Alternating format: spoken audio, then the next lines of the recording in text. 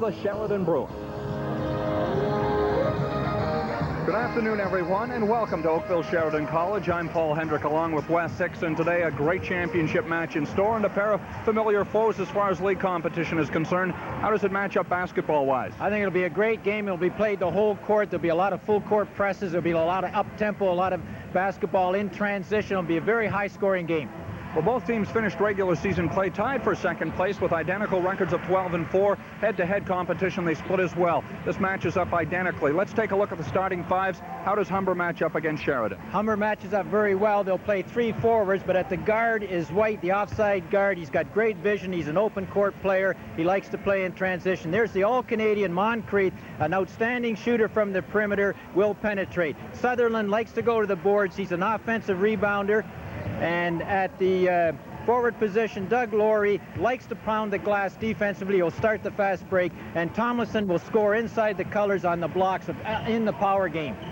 Well, wide open, I would think, would best describe Sheridan as well. In a semifinal win last night against Seneca, the first-place team, Sheridan went on to score 110 points, and they, too, possess a very talented starting five. Let's go to the Sheridan lineup and start with their guards. At number 10, Peter Mahoney. He is 6 feet, inches tall, team's leading scorer, third overall in the league. Joined by the following guard, Errol Clara, 5 feet 11, excellent defensive player, second leading scorer on this team. Number 25 is Frank Paris, a forward, lightning quick. He is the fastest man on this team agility-wise. Moving up to the center at 6 feet 8 inches tall, Jason Garnis, averaging about 9 rebounds per game. And rounding out the starting five for the Sheridan Bruins, Rob Drasdo, 6 feet 6 inches tall, the team utility man who does everything well. The Sheridan Bruins are ready, and so too the Humber Hawks. The winner moves on to the national championships in Edmonton. We'll be back with the opening tip-off in just a moment. Foxcroft and the veteran Peter Moore. The Humber Hawks, defending champions in the OCAA, hoping to go to the CCAA, where they finished second in 1988. And here we are, the opening tip-off. This ball game is underway. The Hawks win the tip. Back outside. Great man-to-man by the Humber Hawks against the Sheridan Bruins to start the basketball game. Sheridan controlling the ball offensively inside the defensive zone here for Humber. That's a great matchup to start with. Mahoney and Moncrief, two all-stars checking each other. Errol Clara gets a Sheridan bounce. Ball goes in, and they're on the board, 2-0. 27 seconds into this ball game. Doug Laurie turned his ankle on the rebound. Now, Doug Laurie, they're going to have in this basketball game at 6'4", because the Humber Hawks are a very small basketball team. Ainsworth White jump shot puts it up, and he hits for 2. Ties the game up at 2 apiece. Well, Wes, you mentioned about a wide-open basketball game. Everything's pointing toward that so far. And there's your press. Just a token press, man-to-man, putting a little pressure on the basketball, trying to funnel the ball down the sideline. Number 10 for Sheridan, Peter Mahoney, played his high school ball nearby here in Mississauga at T.L. Kennedy. On here, Ontario, pass inside, rebound. Good hustle for the basketball up off the glass, and it is in for Jason Garnish. Jason Garnish at 6'6" is an outstanding center. He plays the inside on the blocks very well, and they'll try to establish the inside game first, where the Humber Hawks will rely mostly on their perimeter game. This is Cohane Sutherland driving the baseline. Not enough. Rebound comes out to the Bruins. Frank Paris has it. Needs help, however, takes the shot, gets it back. Rob Drasdo. Drasdo back outside. Off the mark. Rebound comes down to Moncrief, an All-Canadian in 1989. What a valuable find Moncrief was for this Humber team. Excellent shooter, outside shooter. Moncrief played 3 years at Mercyhurst College in Erie, Pennsylvania, transferring over. Game started very slowly, both teams.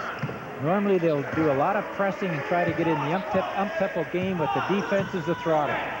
Number 10, Ainsworth White. Drives inside off the glass for a pretty hoop. Ties the game at 4-4.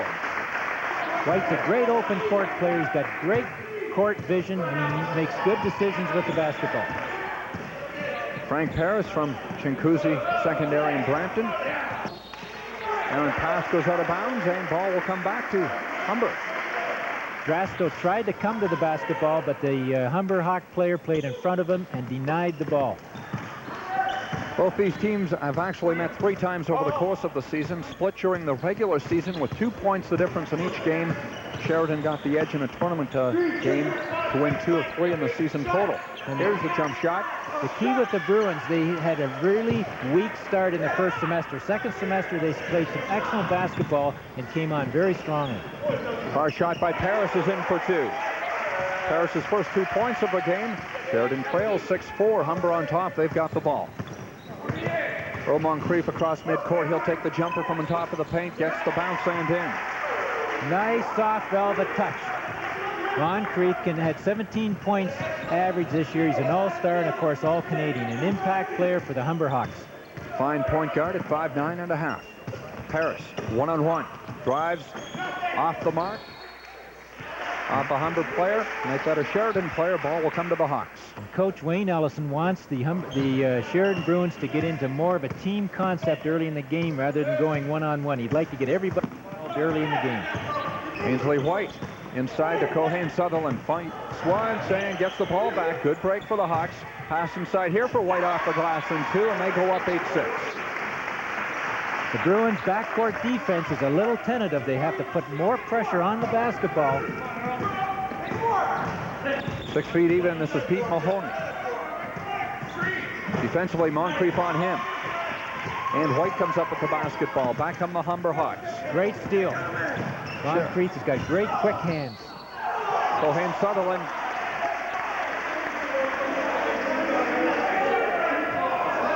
Now, Sutherland is a small forward at 6'1". He penetrates well. He got called on the offensive charge there. The defensive man was stationary, was an offensive charge. He likes to play the game in transition, and he needs an up-tempo game to play well. Drasdo one-on-one. Came up just a trifle short. Rebound Tomlinson. Back outside, Moncrief. Lowry from way out, and he's off. Ball went off Paris. As a result, Humber Hawks retain possession.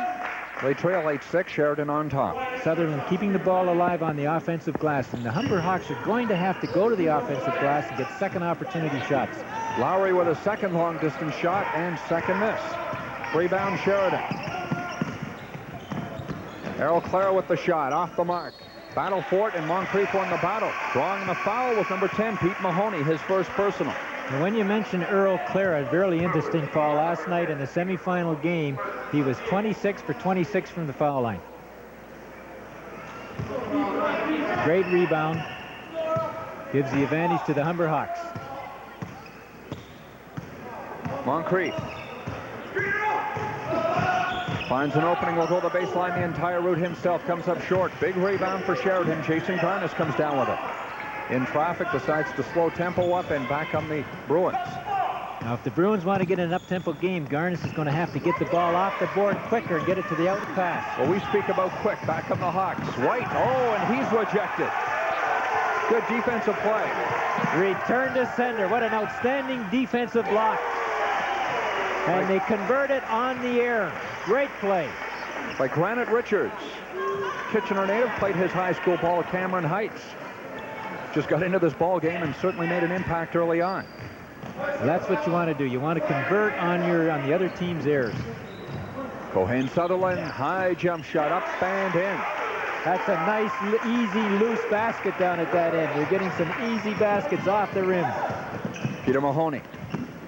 Far outside, Moncrief West all over the court. Bruins fortunate to get it back. Jump shot comes way short.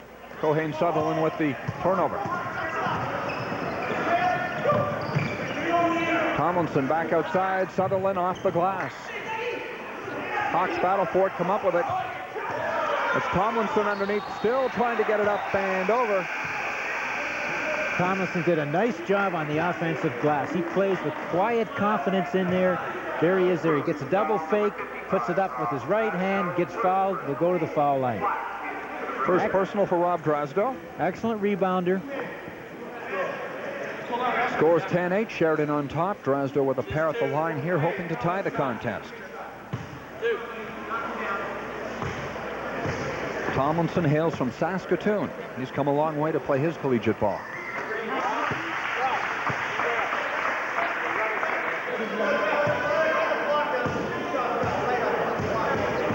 concentration from the foul line. Focuses on the front of the rim. Correction score is 12-8. I'm a little confused. We are in Sheridan's home school, obviously, but they've got Humber with 12 and don't forget, this is a tournament, so the Humber site. The Humber, technically, anyway. The Humber Hawks are the home team, and the Sheridan Bruins are the guests today, although they're playing in their own gym. Unsettled away. Long jump shot by Moncrief, and he hits. The three-point play from the perimeter. Moncrief, you're going to have to come up and give him a lot of pressure. The Hawks lead it by 5, 15-10. Garnis gets it back out. Kelly Flack into this ball game for Sheridan. Granite Richards with a long shot. Up and over. Flack battles for it. And the Hawks win the battle, and they'll retain possession. Rob Drasdale certainly doesn't think so. Well, Peter Mahoney did a nice job there trying to get it on the outlet into the fast break pattern. The Sheridan Bruins last night beat Seneca 110-98 to get into the final, and the Humber Hawks beat George Brown last night 88-50, Paul, to get into this final championship game. Tony Carvello into this basketball game for the first time for Humber. Point guard, 5 feet 9 inches tall. Great dribbling ability. Inside pass from Moncrief, up and over, and the Hawks are certainly dominating this game early on. Moncrief is a player that likes to be around the basketball. He controls his man. He plays very well without the basketball. That's his strength. For Humber, Moncrief with 7 points, and White has 6. Back outside. Wayne Allison also substituting freely here for Sheridan. John Dixon with the basketball. Moncrief on him defensively, extremely tight. Reset the clock on a kick ball. Now with Humber Hawks getting off to a quick start, they've taken the crowd, the home crowd, out of this basketball game. 12 minutes, 52 seconds to play in this first half. Look across and see that Wayne Allison has already taken his jacket off. You know the action is heating up. Humber leading Sheridan by a score of 17-10. You're watching our game of the week. To Sheridan College, the OCAA Men's Championship, and the Bruins on their home court trailing Humber by 7, 17-10 the score. Sheridan, however, on the attack. Drasdale goes up for it. Ball goes out of bounds, and the Bruins will retain possession. Well, on the offense, the Bruins have to have a little better spacing offensively. They got to spread the defense out a little bit to have a better passing lanes and better passing angles. Granite Richards with a nice shot. It hits nothing but net. 17-12. Earl Moncrief has time, takes the shot. Way over. Drasdale comes down with the rebound. Normally he's a nice outside shooter, but he threw up a brick that time. Kelly Flack to Richards. John Dixon decides to drive inside. Fakes the shot. Back out to Flack. Flack is going to come up way short. Waiting for it was Doug Lowry. Cohane Sutherland inside to White. Ran out of room. Takes the shot. Moncrief hits for 2. Saves the ball going out of bounds. Dribbles out past the baseline. Turns and shoots. Great quickness. Good anticipation. There's the score, 19-12. Humber in front of Sheridan. Dixon fakes one way, goes the other, puts it up, doesn't get the bounce he wanted. Because of the style of basketball games both teams play, they'll use a lot of players. They'll go to the bench, they'll get people off the pine, bring them in. Hawks battle for it, get it back outside. This is Lowry. Lowry takes the shot. He's way off the mark as well. A little lack of discipline here in the first half. Lowry again in short. It's going to come back to Sheridan. Again, the floor balance for the Humber Hawks, they're out of sync. They have to get a little better spacing. They've got to spread people out. And again, Coach Ellison substituting freely here in the first half. 11:16 to go, down 7. Errol Clara with 2 points so far in the game. 19-12, Bruins trail. 11:16 to play in the first half.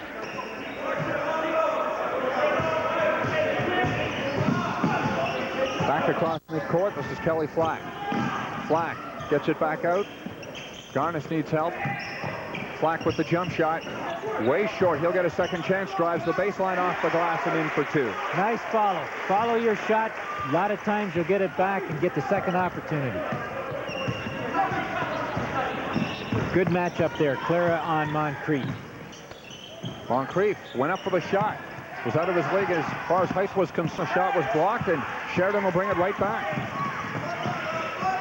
Farrell wisely decides to step back. Well, that's the way to reset the offense. If the break isn't there, get the offensive set. Fouls on Carvello, his first personal. Humber foul number 11. 19-14 the score. Humber Hawks leading the Sheridan Bruins. Of course, the difference is 5 with 10.5 minutes to play. It's really interesting, Paul, the offensive sets of both teams. The Humber Hawks a lot of times will play 3 forwards and 2 guards. On the other hand, the Sheridan Bruins will have an offensive set with 3 guards, a center, and a forward. Good hustle inside, pays off for Al Clara. 4 points in the game so far. 19-16, so Sheridan slowly edging back into this contest.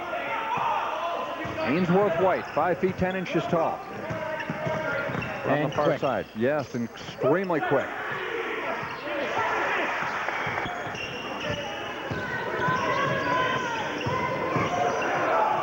Around the side, this is Carvello, tipped up.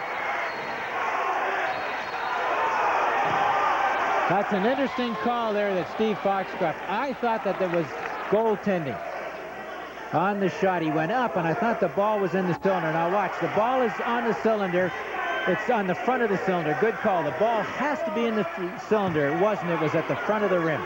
Try convincing Mike Cates, coach of the Humber Hawks, of that. He's still on his feet. Mike Cates has done a nice job with this Humber program. In 5 years he's been with the Humber Hawks. Trying for a second championship, back-to-back championships. He'd love to go to the Nationals. Oh, back again where they finished second last year. Ainsworth White from way out. Robert Morris comes down with the rebound. Again, the difference in the first half with 9:34 to go, it's when the Humber Hawks get in their half-court game, they're a little bit more patient. The Sheridan Bruins seem to want to rush their half-court game. Peter Mahoney back into the contest for Sheridan. Back outside driving, this is Carvello. Doesn't get the roll he wanted. Fast break attempt here is going to be broken up by Jimmy Ebanks. Gets it back across midcourt. 3 and 2 coming back. Looks like your old fast break drill.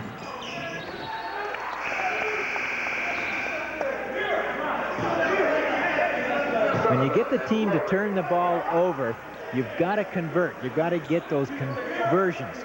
Very, very important if you want to establish an up-tempo game. There's Wayne Ellison. The tie now, I think, is a little... No, the tie is off. It is off. The heat is on, and the tie is off. And the gum. Look at the gum. Really chewing the gum. Here's a very, very intense coach. What an outstanding basketball player Wayne Ellison was. Great job with his program as well. Been head coach at Sheridan for the past 9 years. Won 2 OCAA titles, hoping to make it a 3 this afternoon. He's won 1 national as well. There he is there, giving instructions to his players. Chomping at the bit, literally. You talk about a banger inside. When Wayne Ellison played, he was a banger, let me tell you. 8 minutes, 57 seconds to play in this first half. Humber leading Sheridan 19-16. We'll return to Oakville in just a moment. College, Paul Hendrick along with Wes Hicks, the men's OCAA basketball championship. Sheridan in blue, Humber in white. The Hawks lead it by 3. Inside. Up short, Cohane Sutherland got great vertical height, obviously. He comes down with a rebound. Earl Moncrief. Moncrief likes to shoot, does. He likes to pull the trigger. Outstanding basketball player. Long pass, intended for Frank Paris, goes off the mark. Humber's ball. Now, Wayne Ellison wants his team to get in transition, but they want to control the pass. They want to get about 2 or 3 passes down court instead of the long pass. They're throwing the long pass away. Experience could be a factor in this contest for Sheridan. 6 second-year players, 6 first-year players. They are indeed very young. Nice basket. Tomlinson took the drive from the mid-post position, went right to the glass for an easy deuce. 21-16. Back inside, Paris. Scramble for that ball. Comes out. Sheridan's got it. Jump shot. Foul was called. First personal on Ainsworth White. Bit of a collision here, Wes. Goes up. He's still talking to the official here. White, a product of that great Runnymede Redmond system. There's many fine collegiate and university players. Perennial powerhouse in the OCAA ranks. The Redmen were ranked #1 most of the season this year. Errol Clara from Bramalea hits the first of his 2.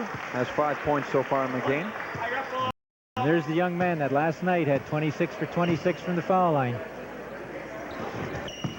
28 for 28 over 2 straight games.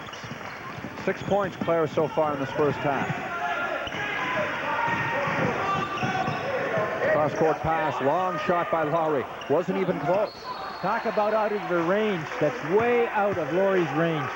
He's not a three-point shooter. He's got to play inside the colors to do and be effective. Shot selection, very important in a championship basketball game. Drasdo comes into the contest. He'll replace Ed Craig. Craig seeing limited action at 6 feet 6 inches tall. Graduate of Lorne Park Secondary in Mississauga.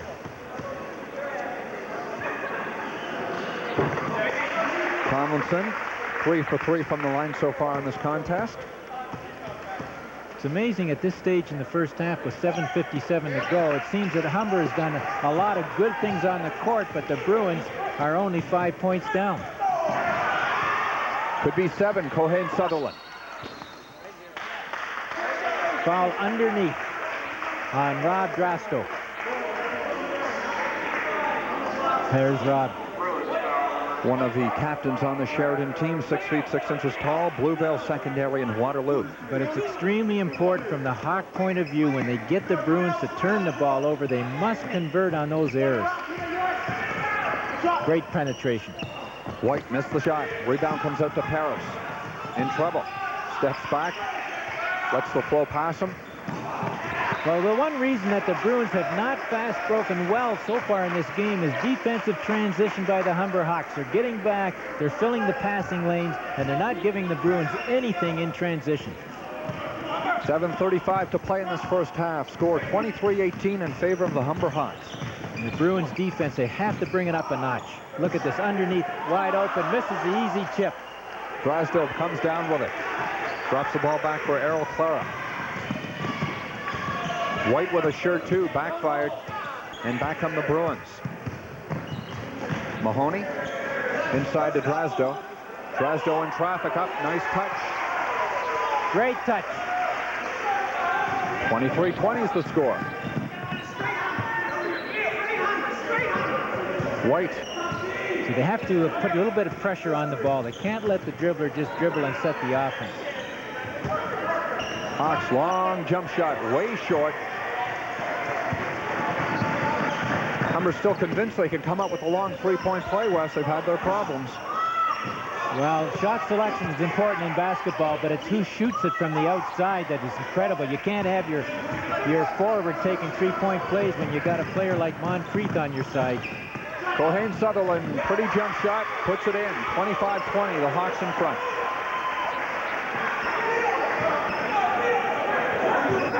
Bruins are very patient breaking the press. Just a token press, man-to-man. Clara, back outside, pretty jump shot. Good for Frank Paris, his 4th point of the afternoon. Back in the basketball game, down 3 with 6 to go. And this crowd slowly starting to get back into it. But you notice how both teams like the perimeter game. Very seldom will they go inside and establish the power game off the blocks. Works for Cohen Sutherland. 6th point of the day. Matches the output of Ainsworth White. Moncrief back for it. Moncrief does it all off the defensive glass now. He sets the offense. He takes a perimeter shot. Now he has some defensive rebounds. Been a sluggish first half of play. It has, Paul. It hasn't been a well-played basketball game. I mean, a lot of one-on-ones. Some sloppy play from outside, and sometimes inside. Drasdo picks up on the rebound. Back come the Bruins. Peter Mahoney. One-on-one on White. Takes the shot. Hits it. Well, White now is checking Mahoney, and Mahoney, of course, averages 18 points a game. Outstanding perimeter player. 27-24 Humber. 4 minutes, 55 seconds to play in the first half. Tomlinson. Back over.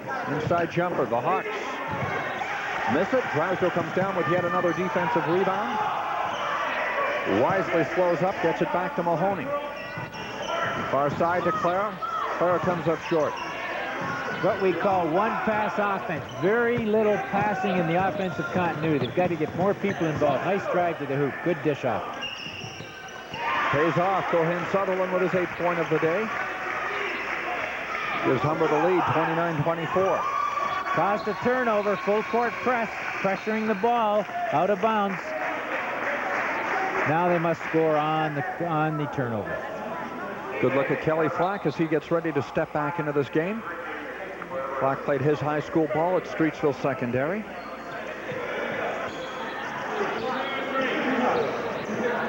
Flack so far in the contest, 2 points. Sutherland inbounds the ball. Carvello back into play here for the Hawks. Looks like a 3-2 zone now by the Bruins, trying to seal inside the colors, challenge the perimeter a little bit. You have to spread the defense out, fill the soft spot of the zone. Nice pass inside. Tomlinson the basket. Mike Cates did not like the call at all. Peter, he's giving it to Peter Moore on the sidelines. Well, the hoop was obviously not allowed. 29-24 still the call. Good steal here by Cohen Sutherland. Back to Moncrief. Moncrief has Ebanks on the left-hand side. Up, spanned off the glass. No such luck. Ball goes out of bounds, and it is Humber's. It was a nice pass by Moncrief. Shooter made it difficult for himself. He went underneath the basket instead of taking the power layup from the left side. John Dixon coming into the basketball game at the guard position for the Bruins. Another Streetsville graduate.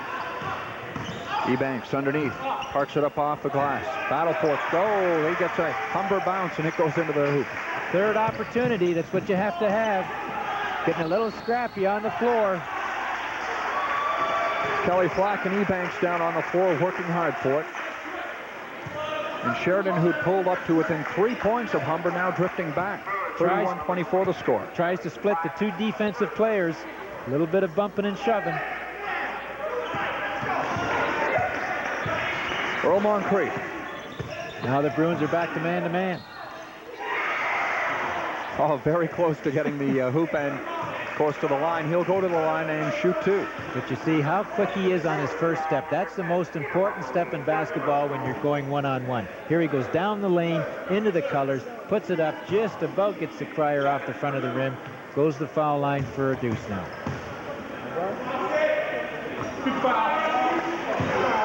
This is the first of 2. And misses the second. Break for Sheridan. Back they come. Mahoney sidesteps the pick. Puts it up. Dixon, great vertical height, gets the rebound. Great jumping ability for the smallest man on the floor. Mahoney off the glass, 31-26. His 4th point of the day. Good movement with the ball. Tony Carvello played his high school ball at Silverthorne in Etobicoke. See, with Carvello at the point guard, that frees up Moncrief now to take the weak side guard, and that's where he likes to score from. Full court press now, 1-2-2 press. Dixon in traffic. Moncrief just missed the steal. Back Mahoney. Mahoney waits. Loses it. Moncrief racing back, comes up with the ball, and Mahoney's down, appears to be hurt. I think he got it in the face with the check. Carvello in traffic to Cohen Sutherland. Sutherland, short jumper, gets his own rebound up off the glass. Basket counts, foul call. Well, if we had to pick an impact player in the first half, it has to be Sutherland. He's doing it from the perimeter. Now there's the injured player, Peter Mahoney, at the guard, number 10. He's the point guard for Sheridan. I think he probably got it in the face on the check. But when we're talking about Sutherland, boy, he's doing it all. That's trainer Mike Shabrack assisting the injured player. Let's take a look and see exactly what happened. It's hard to see on that replay, but I think he probably got it in the face with the defensive person's hand. 2 minutes and 24 seconds to play in this first half. Score is 35-26. Mahoney steps up, appears to be okay, but he'll go to the bench. Mahoney is the creator for the Sheridan Bruins. He likes to penetrate. He likes to cause things to happen on the penetration, but he's an excellent shooter from the mid-post position on the drive. If they lose him, they would be in extreme trouble for this basketball game. Appears to be favoring that left eye. Has 4 points so far. Both teams utilize the opportunity, take a timeout. He's got a bit of a shiner. He sure has. Who said this game wasn't physical? Especially from the guard position. Cohane Sutherland hoping to convert here on the foul shot, make it 3 points. Sutherland, in fact, has 10 points. First player in this contest to go into double figures. Third-year player out of Central Tech in Toronto. Misses. It's the small forward at 6'1". Carvello kept it in play. Ball inside the midcourt. Bit of a free-for-all here. Good hustle by the Hawks. Pays off. They retain possession. And it all started with Tony Carvello. Very important possession. They can go up in double figures. Nice check, but he got checked in the back.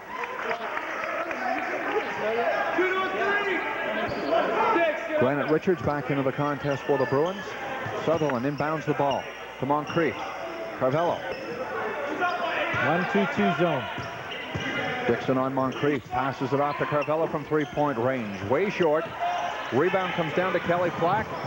Long pass on the fast break. Didn't pay off. Goes out of bounds, and Carvello will get it back for Humber. The fast break's there, but what the guards have to learn is they have to come back for the pass. Both guards are on a fly pattern, and that's a difficult pass for a forward. Dixon on Moncrief. West talked about that agility.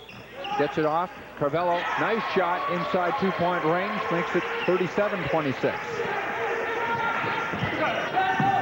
Nice half-court game against the zone of the Bruins. Frank Paris, 6 points on the day, had a free layup. 37-28. 1 minute, 19 seconds to play in the first half. Frank Paris is a very versatile player. He can play a guard or a forward. Double dribble, traveling call. Again, with 1:11 to go, the Bruins want to score a few more points, try to get it down to 5 or 6. They do not want to go in the locker room down double figures. White on Flack. Flack back to Dixon. Very important when you're breaking a press to have the reverse man and then the diagonal pass and then the weak side cutter. Drysdale shows some agility and coordination for the big guy. Gets the hoop as well, 37-30. 50 seconds left on the clock. Humber concentrate on getting that final basket. 20 seconds on the shot clock. Sutherland inside. Passes off to Tomlinson. Tomlinson missed the shot. Granite Richards with the rebound. Gets it out to Paris, who goes one-on-one up off the glass and for two. That was almost double dribble. He lost control of the basketball, but picked it up and took it strong to the basket. Now they're within 5 with 18 seconds to go. 37-32. Ainsworth White. Jump shot. Matches it. Difference is 7 once again, but Paris has himself another opportunity. Only problem, in traffic. 4 seconds left. Tries to break out. Dixon with 1 second on the clock. Puts it up. Basket wouldn't have counted. That's right. Buzzer has sounded. The difference at halftime is 7. The Humber Hawks leading the home court Sheridan Bruins 39-32. You're watching the OCAA Men's Championship from Sheridan College.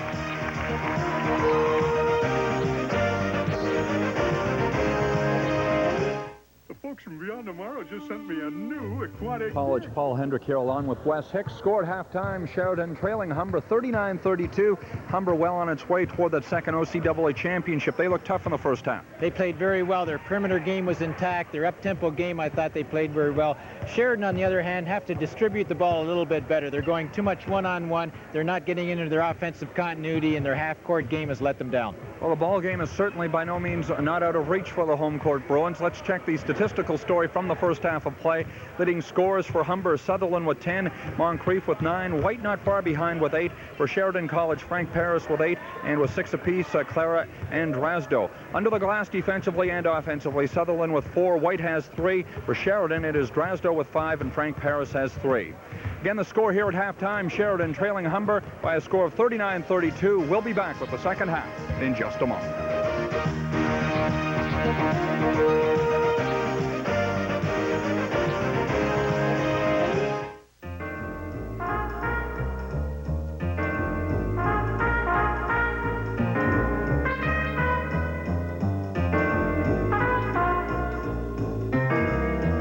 joke. Bill Paul Hendrick along with Wes Hicks. Second half just about ready, and here we go. Earl Moncrief with the basketball for the Hawks. But the difference in matchup is Clara now is on Moncrief. That's interesting. Mahoney's on White. Different assignments to start the second half. Nice move inside. Tomlinson off his right hand and off the glass and in for 2 more. Good way for Humber to start off the second half. Their lead now is 9, 41-32. Well, they had good control of the basketball game in the first half. They're starting the second half very strongly. Tomlinson was 6 in the game so far.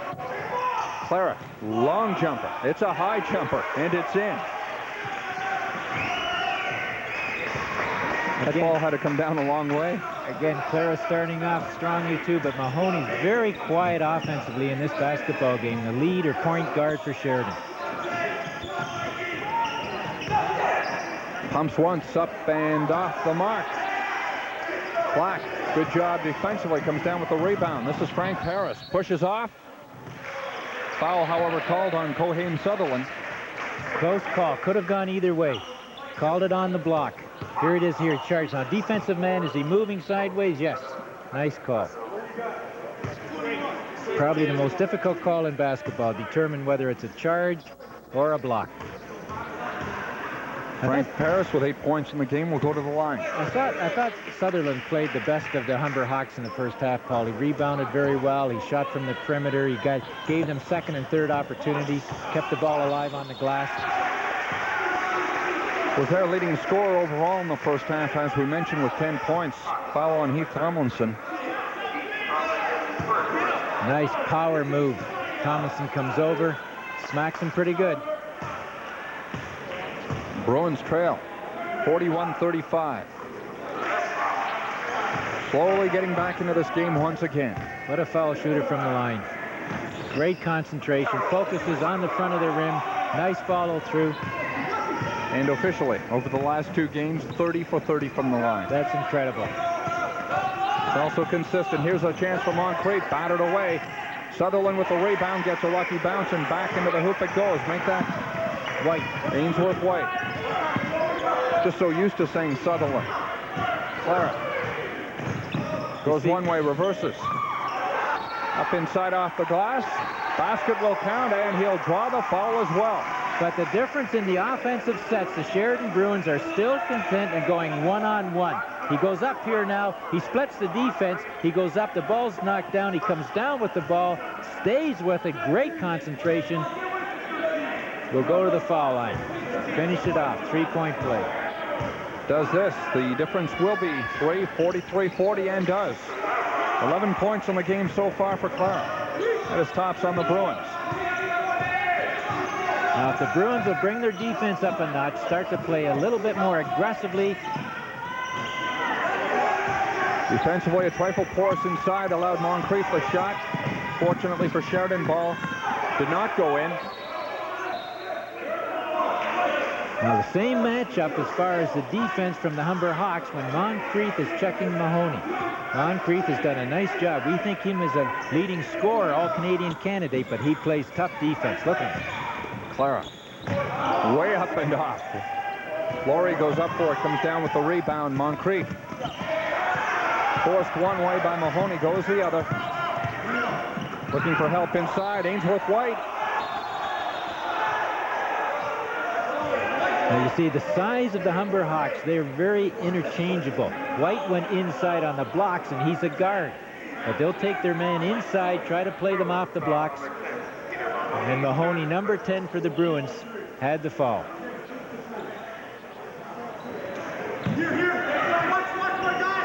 Back in bounds, Laurie.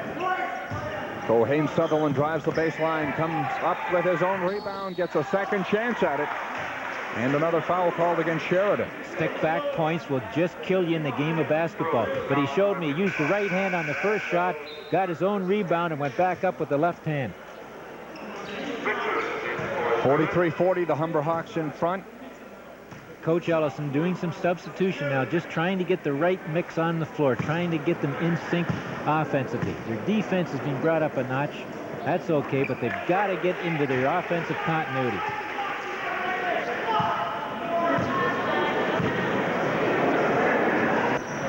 Sutherland with 12 points in the game so far. That is high overall. Peter Mahoney. Here's the matchup. Moncrief on Mahoney. Moncrief ever quick. Sure is. Paris back outside. Errol Clara driving inside, up off the glass and off the mark it is, but foul will be called on Cohane Sutherland. 45-40 the score. Humber in front. Sheridan hoping to close the gap. Clara takes the ball in here now. He tries to split the defense, comes right down inside, almost travels. Good control, good focus on the basket.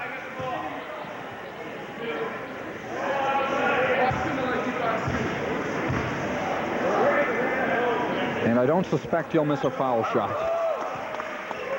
Still with that perfect record. 31 for 31 over 2 games. Makes it 32. That ball didn't even touch rim. 45-42 the score. Sheridan trailing by 3. Here's your pressure defense. 3/4 court press. Moncrief passes off inside for Lowry. Pumps once and puts it in on the second attempt. First 2 points of the game for Doug Lowry. Transfer student from the Acadia Axemen in Wolfville, Nova Scotia. Played his high school ball at Runnymede. Now that's what Mahoney does well. He'll penetrate, take the jump shot, then try to set the defense. 6 points for Mahoney so far. Moncrief. Ainsworth White comes up short. Rebound here. Cohane Sutherland got it. Ball went off a Sheridan player, namely Frank Paris. Humber Hawks retain possession. But White kept the ball alive, followed his shot, kept the ball alive so Sutherland could have another shot at it. You see, their half-court team is a lot more patient than the Sheridan Bruins. Have a little bit of better screens and cuts. Ainsworth White with the miss. 47-44 and a chance now on this possession for Sheridan to come within 1. Black hits and the score now 47-46.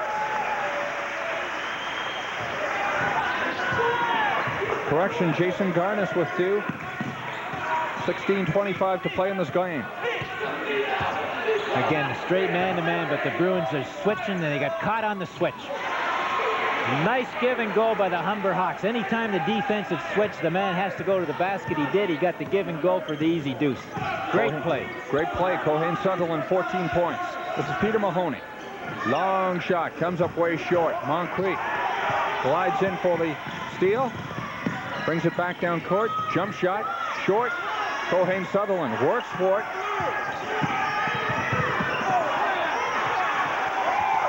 Well, three-car collision just near courtside.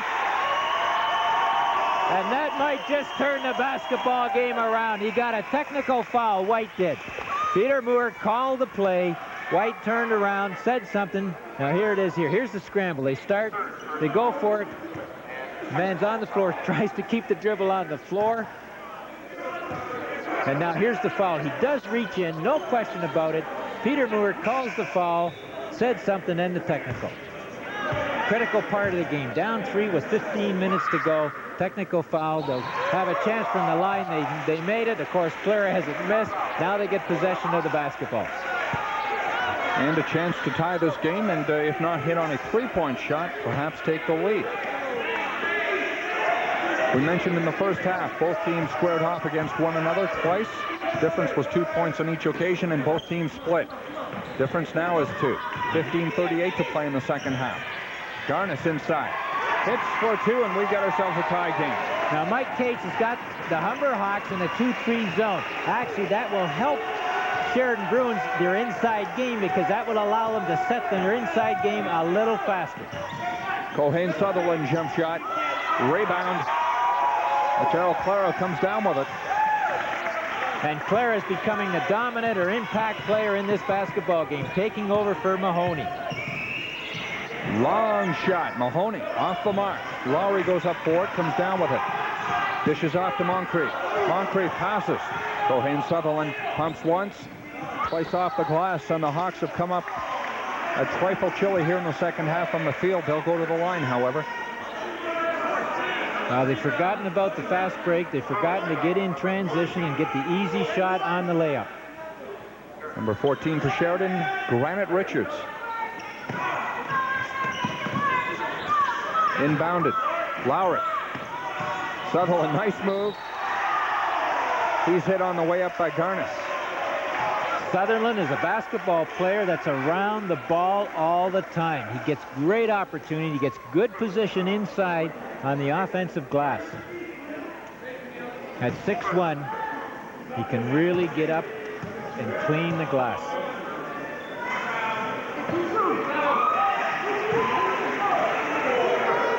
$15 points so far for Sutherland.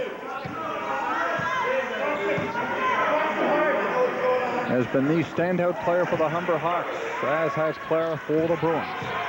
Both teams into this game with records of 12-4 during the regular season.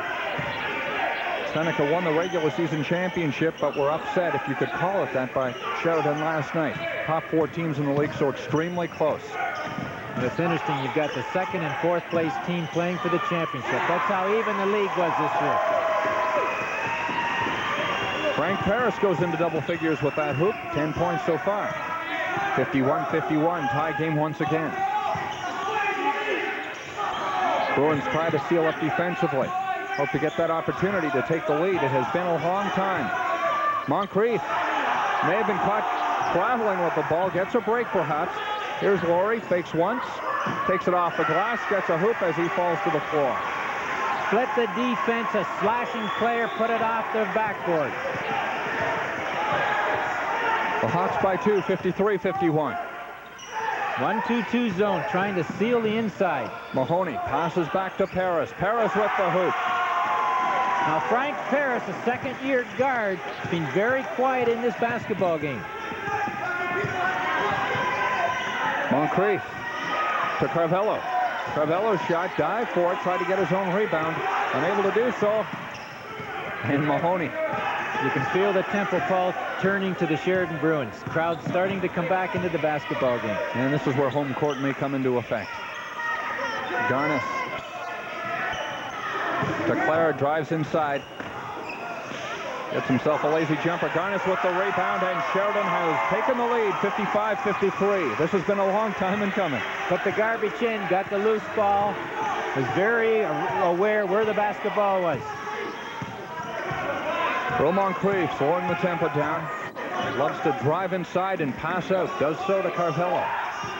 Cohane Sutherland. He's way off the mark. Granite Richards comes down with the big rebound. Cross midcourt. Frank Paris. See, they're being a lot more patient in their half-court game now. Setting it up, getting it to the open player, trying to force it inside. Threw the ball away that time, but at least they're starting to do some good things. Timeout called to the Humber Hawks with 12:35 to play in the OCAA championship. The Sheridan Bruins leading the Humber Hawks by 2. We're back in a moment.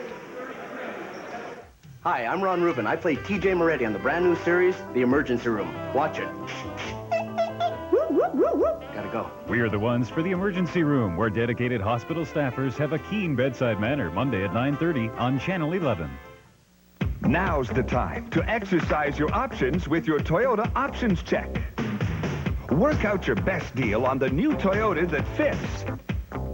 And shape it up with the options you've always wanted. Like power windows, a sunroof, or a sound system. Your Toyota Options Check is worth up to $2,000. Look for it in your newspaper and make your Toyota dealer sweat a little.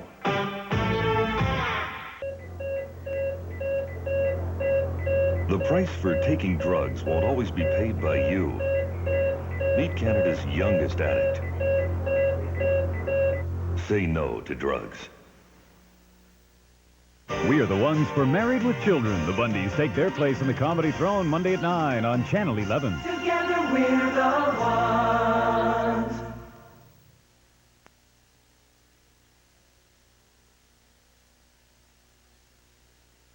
The Sheridan Bruins back on top here in the second half, 55-53.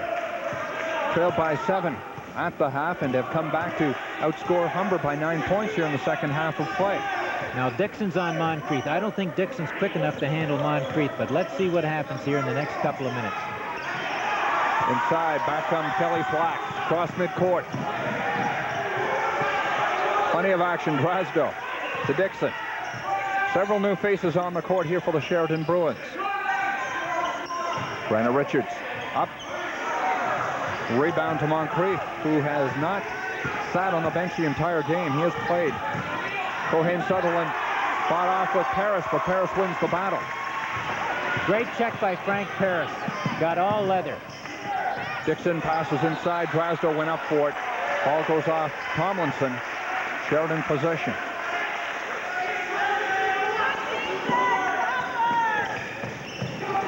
Dixon inbounds to Kelly Flack.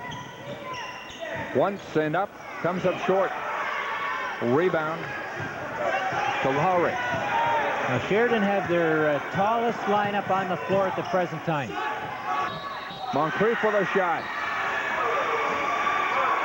And Dixon hit him after the shot. It'd be very interesting here to see if they give him 1-and-1 or just one. I thought he fouled him after the shot. But that ties at 55.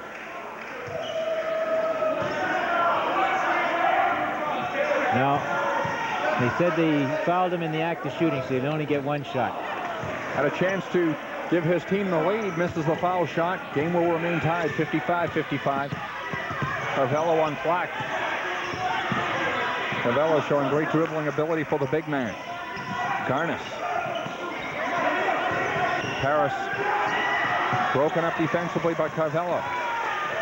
Carvello has played well. He really has. He's come on the sixth player. He's given them good defense and good leadership from the point guard position. Outside, Lowry. And he hit nothing but net. And does that excite him? That's the first three-point play that he's had. He's thrown up a couple of bricks today, but at least he got all net that time. Gives the Hawks a three-point edge. 10:45 to play in the second half. 58-55 Humber. Talk about an emotional player. Drasdo went up for it. Knocked out of his hands defensively by Lowry. Drasdo had a second opportunity, and he draws the foul. Drasdo did a nice job staying with the basketball, forcing it in on the power layup. Here he is here. He gets the ball, turns, squares up to the basket, puts it on the floor once.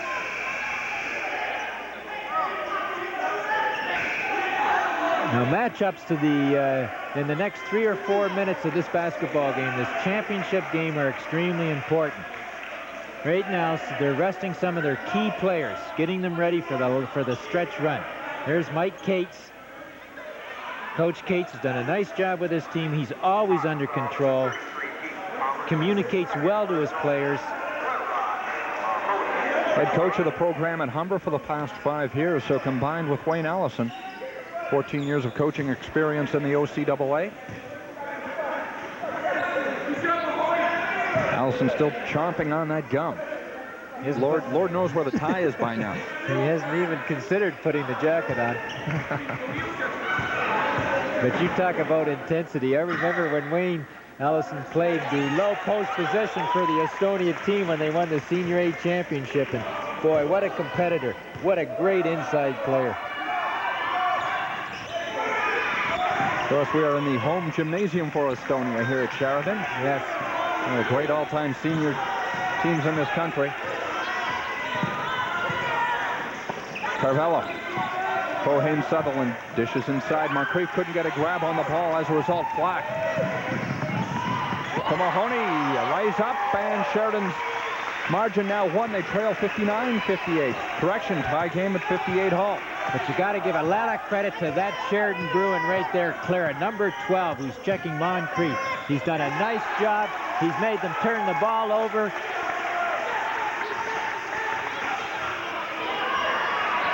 Drasdo back inside to Kelly Flack. Winner of this game will represent Ontario for national championships in Edmonton. See, with Flack at the point guard, they've got Sutherland on him. They haven't switched a true guard on the point guard. They're leaving a forward on Flack. Good offensive rebound there by Garnis. Flack from long range. Tomlinson goes up for it. It didn't hit the support. The backboard is in play. It has to hit the guide wire of the support for the whistle. Moncrief to Lowry. Back outside to Tomlinson. Cohen Sutherland inside the paint, and he took a karate chop to the head. Flack is just letting him know that he's around, that he's not going to get easy layups at this time of the basketball game. Flack lives up to his name. Dishes some of it out en route to the hoop. Cohane Sutherland paid the price.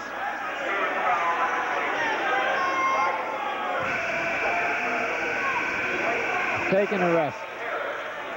But Coach Ellen does that well. So he gets his players in, gives them a rest, and gets them back into the game. And we're really at a critical time now in the game. The coaches are going to have to decide who they want in for prime time in the last 3 or 4 minutes. Those players will probably get a rest in the next couple of minutes. 9 minutes, 21 seconds to play in the second half. Tie game at 58. That's exactly what's happening. Moncrief is sitting down. He's going to get his rest now with 9:21 to go. He'll probably come back in at about the 6 or 7 minute mark.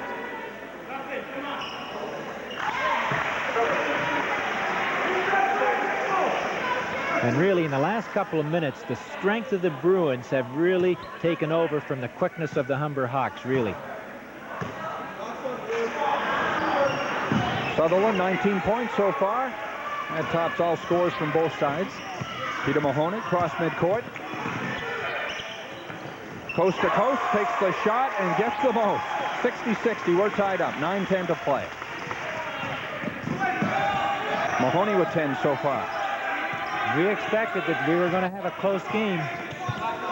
Can't get any closer than this. Ainsworth White all over the court. Battles out. Foul is called. Errol Clara. They did a nice job getting the trap, and then they let the ball player dribble out of the trap. Once you trap a player in the corner, you've got to keep him there. There, he's trapped. You got the 2 men around him on the trap. They let the player dribble outside on the trap. Clara can't believe that he picked him off. Clara so far with 11 points. 6 for 6 from the free throw line to go with 26 to 26 the night before. Garnis comes down with the rebound. Score remains tied. Garnis has done a nice job on the defensive glass. Nice position. Gets the outlet pass to start the fast break. Peter Mahoney. 2 more. Sheridan back in front by 2. Now we're seeing why Peter Mahoney was an all-star in this league and averaged 18 points a game. He's just starting to warm up. Ainsworth White to Sutherland. Back out to Carvello. Carvello with the long shot, and he hits for 2. Came off an inside screen, went to the front door at the high post position. 2 points. Clock marching down. 8:10. 62-62. Clara inside for Garnis. That's Drasdo. Drasdo's shot blocked. Sutherland came down with the rebound and back over to Carvello. Carvello setting up this Humber offense. Both teams content to walk the ball up the floor and get in their half-court game. Carvello inside. Dodges one check, takes the shot. Ball comes out to Drasdo. Now Doug Laurie, number 31 from the Humber Hawks, will have to start going to the offensive glass if they want to get any second opportunity shots. Peter Mahoney. Take the shot again himself. Misses this time. Garnis inside, has a free one with the layup.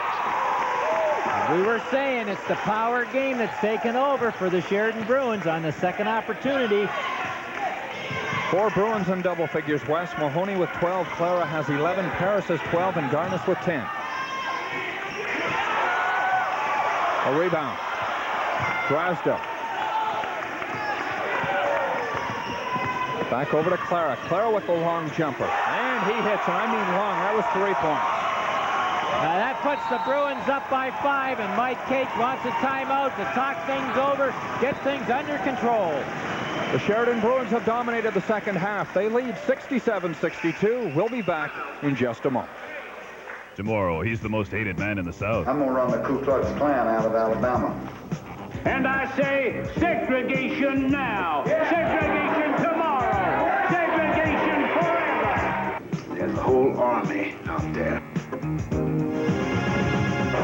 But as one man battled for justice and equality could not be stopped. Based on a true story, Peter Coyote stars in the powerful drama Unconquered, tomorrow at 9 on Channel 11. Last Saturday night at the house down the street, kids from all around came looking for that rock and roll beat. Hot town, summer in the city. Silver Eagle Records presents the all-new Solid Gold Party Rock. 46 certified #1 hits. Everybody's doing a brand new dance now. Baby love, my baby love. Round, round, get around, I get around. I keep away from a runaround Sue, yeah. He's so fine. Do-lang, do-lang. Then I saw her face. To order, call the number on your screen. Now I'm a believer. Johnny Angel, how I love him. Oh yes, wait a minute, Mr. Postman. I can't help myself, crimson and clove. The all-new Party Rock on 4 LPs or 3 cassettes, $24.95. 2 giant CDs, $29.95. Write or call now. Just be careful how much you play, because some of your guests might get carried away. This year, natural disasters have shattered the lives of millions around the world. In Sudan, drought, civil war, and now disastrous floods have left over 1.5 million people homeless. The people of Sudan need your help to rebuild their lives. With your tax-deductible contribution, World University Service of Canada can help stop the spread of disease and malnutrition in Sudan. Please give generously to Sudan Recovery, care of WUSC, P.O. Box 3000, Station C, Ottawa, Ontario. The Humber Hawks with the ball, but they trail by 5, 67-62. Moncrief back into this game and makes a sudden impact with 2 points, 67-64. He got away with one because he traveled, but it looks like they're going to isolate Moncrief now one-on-one and give him the whole lane to drive down. Tomlinson with the steal, back to White. Sutherland stops, passes back. White wasn't expecting the pass. But you see the Humber Hawks, nobody's throwing any screens out there. They've got to start getting some screens for underneath the basket. He's Tomlinson. Passes over to Colhane Sutherland. Sutherland perhaps blocked on the way up. Regardless, didn't get enough on the ball, and Glasgow comes down with it. Peter Mahoney. Clara also out on the court. Granite Richards and Frank Harris rounding up the starting lineup here for the Sheridan Bruins offensively. Feed pass inside. Drasdo off Tomlinson. Basket will count. Just a great spin move. He took it inside on the blocks. He gave an outside fake, went around the defensive man. Here it is here. He gives a lob pass. He gets it on the blocks. Now watch a little fake there. He goes and turns on a half pivot, uses the glass, gets fouled. Power game versus the perimeter game. The Sheridan Bruins are in sync in the colors. The Bruins have outscored the Hawks in the second half by a total of 12 points. Trailed by 7 at the half. And Coach Allison had to have said something in the half, and it's worked. Well, I get another opportunity here. Doug Laurie went into the key before the ball left the player's hands. That's the key. The ball has to leave the foul shooter's hands before you can go inside. Drasdo completes the three-point play. 70 points for Sheridan, 64 for Humber.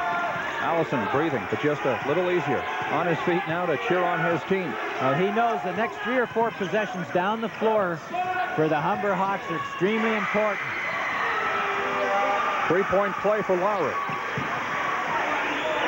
He has 10 points with that three-pointer. 70-67 is the score. And another long-distance shot. Counts for 2, however. Mahoney now has 14 in the game. Mahoney's played extremely well in the second half. Ainsworth White. Rob Drasdo tries to get the block, and he picks up the foul. Now here he comes from the weak side. He comes down the weak side, forward, comes over, gets him. Yeah, he's not. No, he says, no, look at this. He can't believe the call. 6 feet, 6 inches tall. One of the co-tri-captains? No, that wouldn't make sense. One of the tri-captains on the team. New math. Got to be tri or co. That's right. I'll take tri. Frank Paris and Errol Clara are the other captains on this team. White hits the first of 2, 72-68. Now, normally the Humber Hawks would put their foul line press on here. It'd be interesting to see if they put the foul line press on or just drop back into their backcourt defense. Have an opportunity here if it goes in to put the press on. White misses the second. Richards comes down with it. Passes quickly out to Errol Clara. White on Clara. Ball high up in the air. Moncrief comes down with it. He'll go the rest. Passes off. Ball goes off Mahoney. It'll remain Humber basketball. But that's how quick Moncrief is. He just blew by Mahoney, but he should have taken the shot. Overpassed. 4 minutes, 50 seconds to play in the second half. Long shot.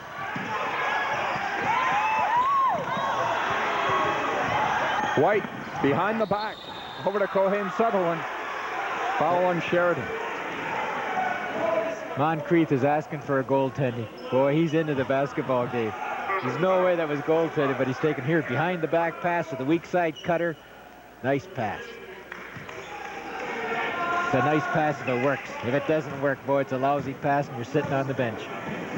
Foul on Paris.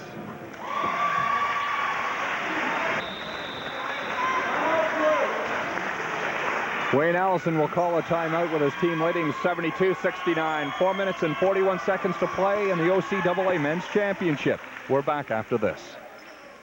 The next time your house needs repainting, the choice is yours. You can try and save money by doing it yourself, scraping and painting away all your free time.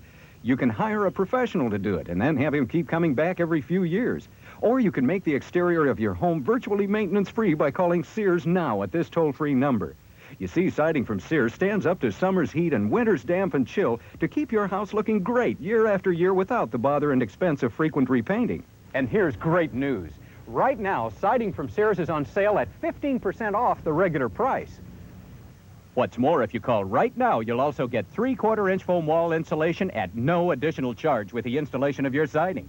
And that can mean added savings on your heating and cooling costs. Most wood-sided or trimmed houses require painting every 3 to 4 years at increasing costs, but solid vinyl siding from Sears is tested to assure long-lasting performance. Look, you can pound on it with a hammer. It won't dent. You can grind on it with sandpaper. It won't scratch and the color won't rub off.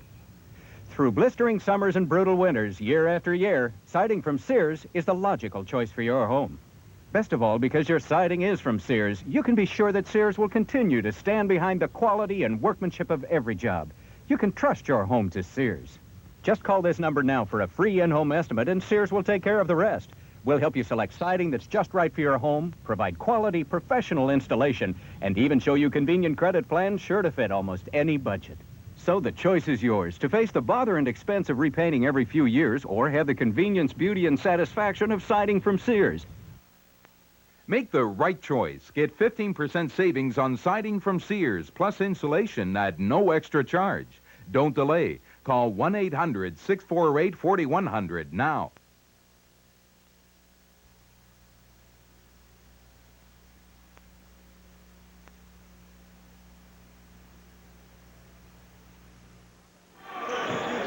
The Humber Hawks, Cohen Sutherland still at the line for his second shot. The Hawks trail by 3, 72-69.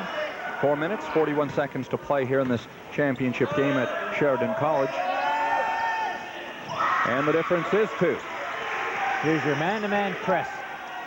Moncrief on Mahoney.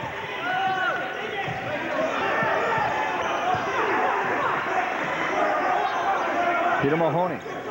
He's trying to influence him down the side, trying to keep him away from the center. Clara in traffic, still gets the shot away, off the mark.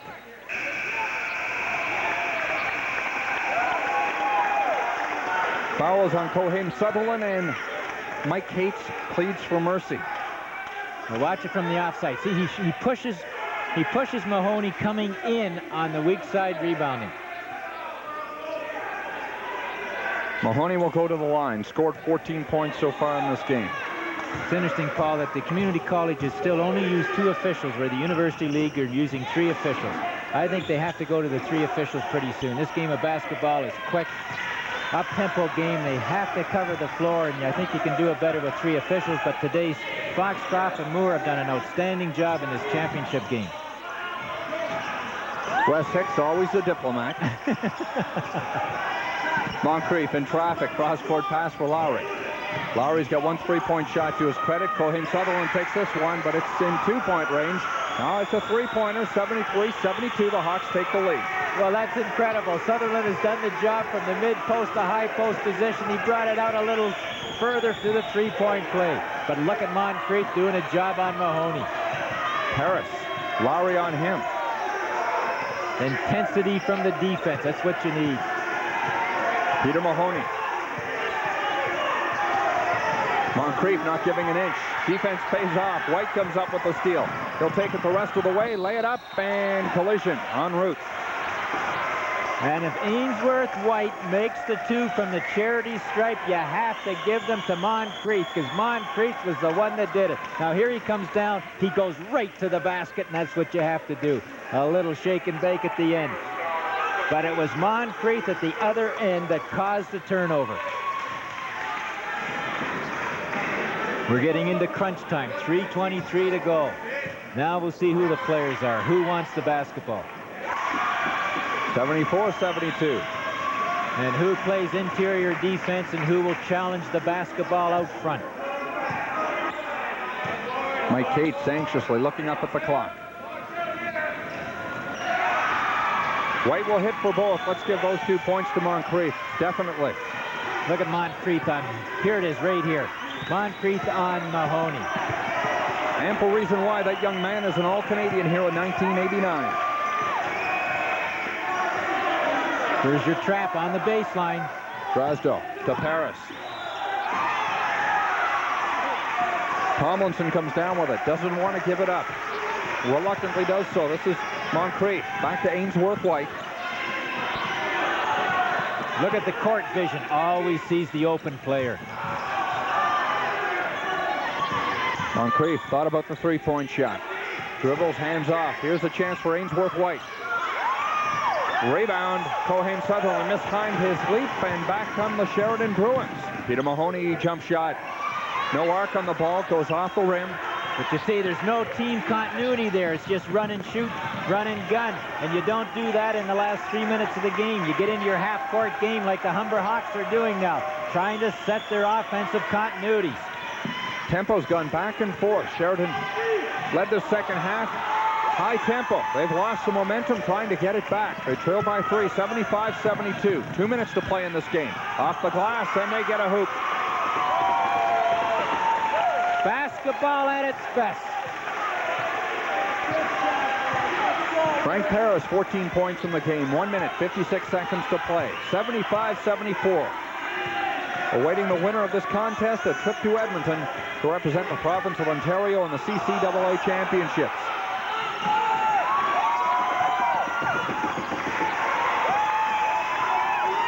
Now this is the trip the Bruins have to be careful at. They want to make sure that they get a good shot selection. They turn the ball over. Moncrief splits the defense, puts it up, and good follow through by Tomlinson. Very important basket by Tomlinson. Focused on the ball, followed his teammate in on the missed shot for 2. Up 3. Clara went up for it. Humber calling for jump ball. Didn't get it.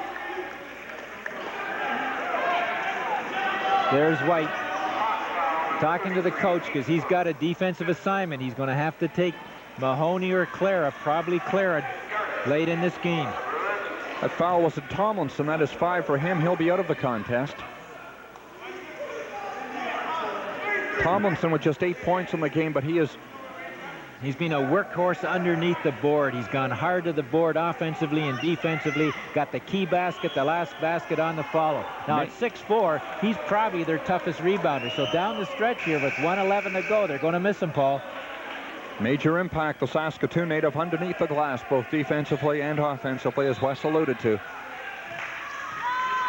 The key, though, to the basketball game now is what player and what team will execute down the stretch. Execution and shot selection and intensity from the defense, especially from the interior defense now.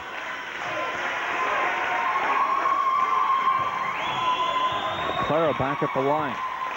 And what a player to have on the line. He still hasn't missed, I don't think. But he hit some rim. Yeah. We must still be critical, Wes. 7 for 7 from the free throw line. Oh, he missed his first. 77-75, the score. Humber in front. Moncrief comes out of traffic. Back across midcourt. Lowry to Moncrief. He'll drive inside, passes off. But you see, they're getting into their half-court game. Now, they've got to get the spacing. The better spacing they have, the less opportunity the defense can trap the ball. Harris ran into White. He'll pick up the foul. Very important foul shots. They can go up 4, they can go up 3. Up 3, a three-point play will tie it. If they go up 4, they've got another possession with 53 seconds to go in the game. There really is 2 possessions in the ball game with the 30-second clock. 53 seconds to play. Game high all around for both teams. Cohane Sutherland with 24. Ainsworth White has 9. We'll go into double figures with this hoop. Misses, goes in. He has 10 points. And he looks over at the crowd, gives them a little smile, a little recognition. Mike Cates knows he's got control of the basketball game now, especially if this goes in. I would imagine that they might get a timeout here just to go over their roles. Up 4 points.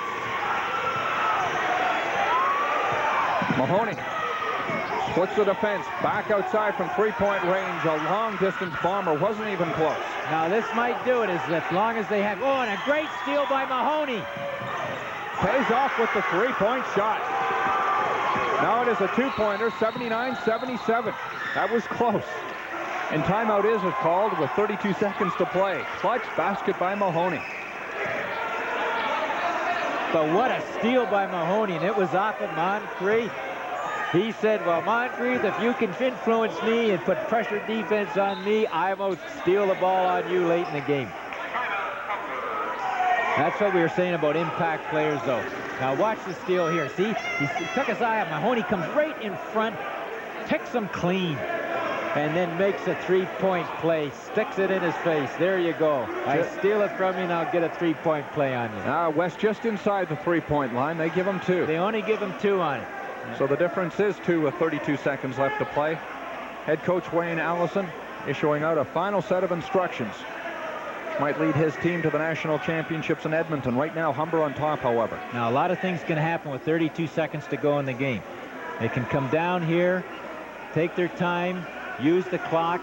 Sheridan are going to have to decide what they want to do. That's what Coach Ellison is talking about him now. They can only give him so much time, and then they're going to have to foul him.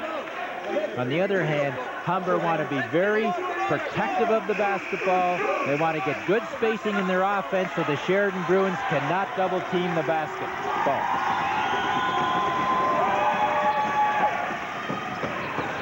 Key possession here for the Humber Hawks. Straight man-to-man by the Bruins. Clara fouled him right off the bat. That's excellent play. They only used 1 second, and they're going to make them score from the foul line.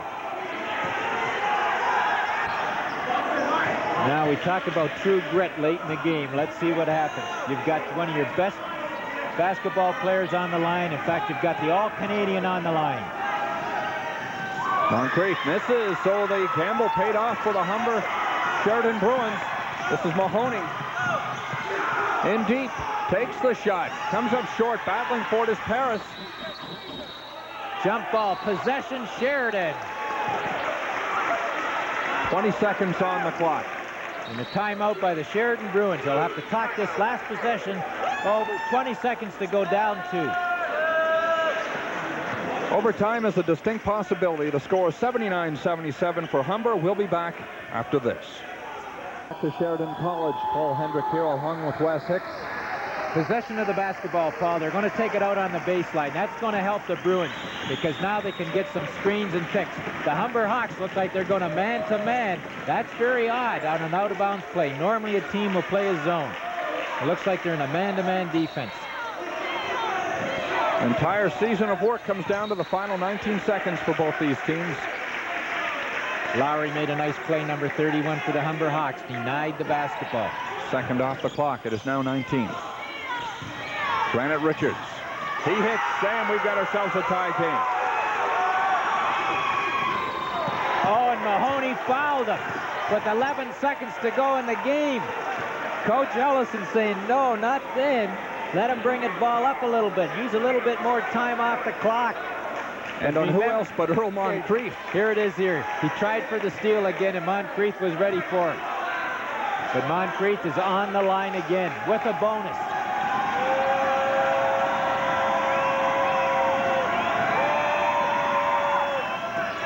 Oh, and he was lucky. He knew it.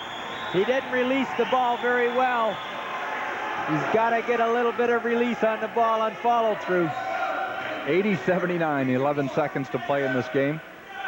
But if he makes it, there's still lots of time for the Bruins to bring the ball down court. The second one's easier when the first one goes in. Humber immediately calls a timeout. They want to set up defensively. Sheridan will do likewise offensively. The Bruins trailing by 2, 81-79, 11 seconds on the clock. And Mike Cates showing the strains of what has been a terrific basketball game. Wayne Allison as well. The second half, Paul's been a little better than the first half as far as the play is concerned, but the excitement has been there for the whole game. Now, the defense for the Humber Hawks will be extremely important. There's Mike Cates. He's going over. He really wants to get his players right. Will he play a man-to-man? Will he pressure the ball, or will he drop right back into a backcourt zone? This will be an interesting call. Do not foul. Do not foul. It will happen. Don't let the ball come in behind you. Make sure your man gets it in front of you. Every pass is made in front of you, not behind you, right? Nothing to the basket. Chewing the gum. Match weight on the ball? Yeah, but Here's Moncrief taking a little drink of water, getting under control. Most important thing that both coaches are taking is making sure their players know what their roles are for this last possession of the game. What are the odds of overtime, Wes? I kind of think we may be seeing a little extra work this afternoon. It'll depend here. Now, the Humber Hawks are going to put a little bit of pressure bringing the ball up floor. That's a good idea, but they must be careful that a player doesn't go down court on the fly pattern. Mahoney, cross midcourt. Long shot. Three-point effort. Underneath. With 4 seconds. Foul called, and he'll go to the line for a pressure, too. But that's what you had to have. I thought the shot was a little too far out, but great focus on the basketball. They get the offensive rebound and put it back up. Now watch, the ball is short. He goes up, great position, almost puts it in. That would have been interesting if it hadn't went in. They could have won the game right here. 4 seconds to go now. Frank Paris, 14 points in the game, would like to make it 16. That's the all-important first shot. The first one, 1 to tie. Makes it 81-80 with 4 seconds to play in this game. We could go to OT. Now there's still 4 seconds on the clock, even if he hits this. 3 seconds on the clock. Defensively, they put it up. It'll come up short, and we are going to overtime. Coach Ellison's getting his players involved. He knows he's got a second chance at this game. He knows his players were down, but they came back and they missed the missed shot, put it in off the offensive glass, went to the foul line. 2 terrific halves of basketball. It'll all come down to 1 5-minute extra period. The score tied at 81-81. You're watching the OCAA Men's Championship at Sheridan College. The score tied at 81-81. The winner will go to Edmonton to represent Ontario in the Canadian Championship. Now let's set the scene. The key at this stage for the overtime is Tomlinson is out. The big player, the inside player, the rebounder for the Humber Hawks. They're going to miss him. The other thing is the Humber Hawks had the win, and emotionally they're going to probably have a little letdown here to start the overtime. But Moncrief, the man with the ball now, is going to have to take charge. Clara on Moncrief. Moncrief with the fake, pumps and hits. Defensive matchup. Moncrief should be on Mahoney. Yes, he is to start the game. Start this overtime. Mahoney back to retrieve the errant basketball. Moncrief giving him just a little room. Clara had the ball hit out of his hands by Ainsworth White. Harris comes up with it, however. Back outside to Pete Mahoney. Mahoney driving. Given time to take the shot. He ties the game. Moncrief slipped on the defensive assignment. Mahoney took advantage of it and popped the outside jump shot. 4 minutes, 9 seconds to play in this championship. Score tied at 83. Cohen Sutherland dishes back. White has the shot. White came off the screen, set like Sutherland. Nice pick. Play's been smooth here in the extra period. 85-83. Humber Hawks in front. Bruins take their time. Humber changing up the defense, a 2-3 zone, trying to seal inside. Will give the Bruins the outside shot to Clara or Mahoney. Long Paris. jumper by Paris. Moncrief rebound. Has plenty of help. Dishes over to Sutherland. Sutherland with the lazy layup and hits for two. The fans thought it should have been an offensive charge. Mike Cates, Coach Mike Cates of the Humber Hawks on his feet. Sutherland with 26 so far in this game. Garnis. Mahoney puts it up. Good rebound by Granite Richards. Humber possession. Defensively, they played well. They sure have. Garnet Richards has played well coming in, especially off the offensive glass.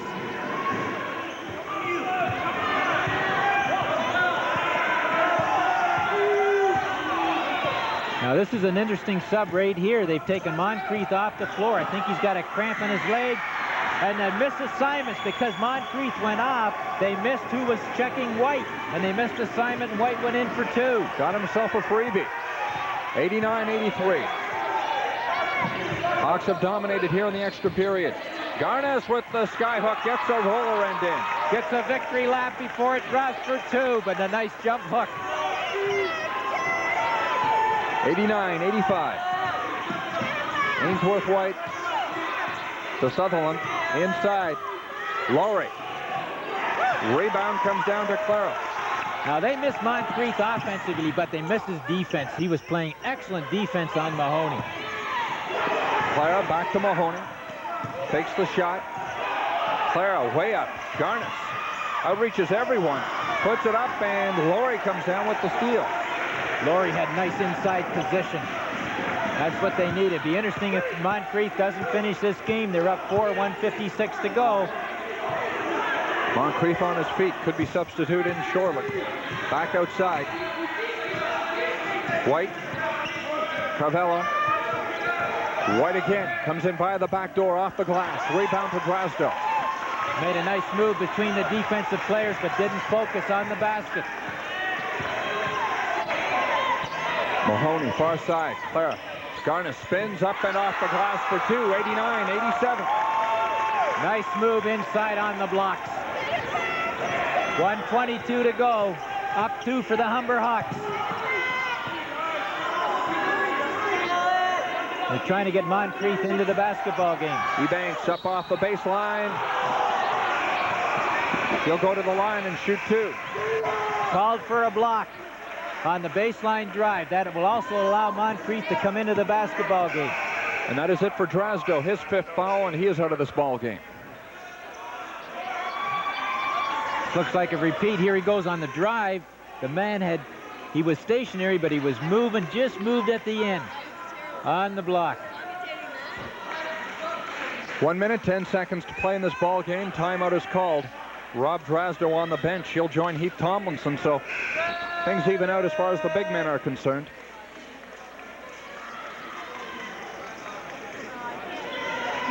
Now it'll be interesting to see if the Moncrief's leg's going to bother him, especially from a defensive point of view. If so, they'll have to look to Sutherland and for White to shoot and score in the last minute, 10 seconds. On the other hand, from the Bruins' point of view, Mahoney's going to have to handle the ball. Clara will have to handle it in Paris. Just a minute 10 left to play, but as the regulation play demonstrated, a great deal can happen during this time. That puts them up 3 points. This looks like a replay at the regulation time. About the same time to go. The opportunity to go up 4. It'll remain 3. Garnis, big rebound. Gets it back up. Harold Clara. Peter Mahoney. Cross-court pass. This is Paris. Fakes once. Goes up off Sutherland. Gets the hoop. Draws the foul as well. Nice drive, especially when the Humber Hawks were in a zone. That's tough to do, but the zone, that was the soft spot on the zone. Here's the forward, comes out of the zone to try to take the perimeter player. He goes inside, makes a nice move, puts it off the glass, gets the roll, goes in. Now he's got a chance to tie it. Scores 90-89, 58 seconds to play.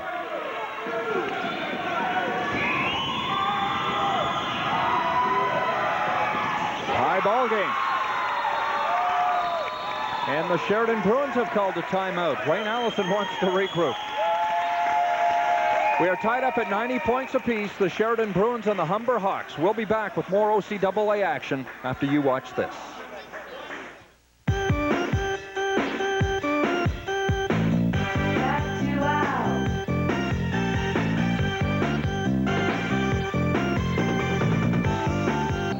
Humber possession. They're in the driver's seat for a while anyway. And remember, in league play, they split, both beating each other by 2 points, and it's come down to probably who has the ball last. A little bit of a full court press here by the Bruins, just a man-to-man press. Ainsworth White. Mahoney on him defensively across midcourt. Working his way in toward the glass. The Hawk offense spreads out. White will take the shot, gets a good bounce and in. 38 seconds to go. Claire is handling the ball. You're going to have to look inside or look for Mahoney. Big rebound by Doug Laurie as he came down for it. Peter Moore called, the outside official called the foul. Proper foul. Laurie had good control of the rebound, protected it with both arms, and they reached in.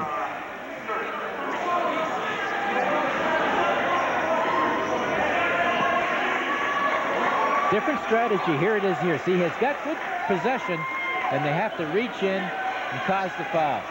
But good strategy here by Coach Cates, going to the zone, being very protective of the inside game and giving the Sheridan Bruins the outside shot. Lowry hits the first of 2. Difference is 3. The all-important 4th point coming up if he can hit. Plays with a lot of confidence, that young man. Comes up short. Big rebound by Garnis. 22 seconds and counting. 93-90. Mahoney from three-point range, and he hits. Ties the game. Three-point effort ties the game. Here we go down to crunch time. 11 seconds to go.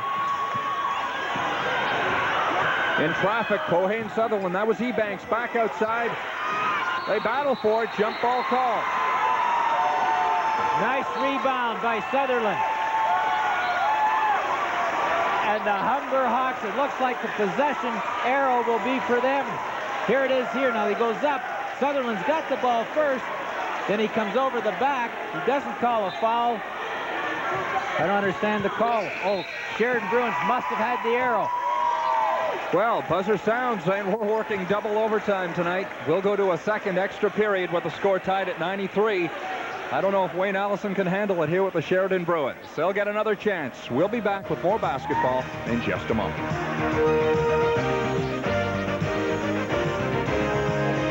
Group of 10 out onto the court right now. We'll call them the Marathon Men. Another 5-minute period tied at 93. National championships last year. Humber finished second. Sheridan hasn't won a national title in the past 3 years, and I not well put. They won it in 1985. Great job by Wayne Allison here in the program with the Bruins. Hoping to get back and maybe make it a second title here in the 80s. Laurie, no arc on the ball, comes off the rim. Foul's going to be called on Ainsworth White. Tried to go in from the guard position off the offensive glass. Now White will do some rebounding from the guard position. Moncrief is on the floor again. Here he comes in. He does charge. Gets fouled. But Moncrief is on the floor again. He's got cramps in his legs. 4 personals on Ainsworth White.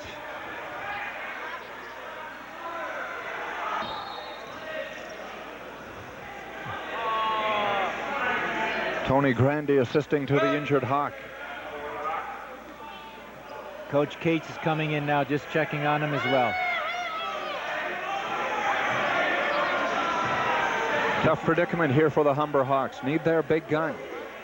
Well, especially from a defensive point of view, he's going to have to two on it.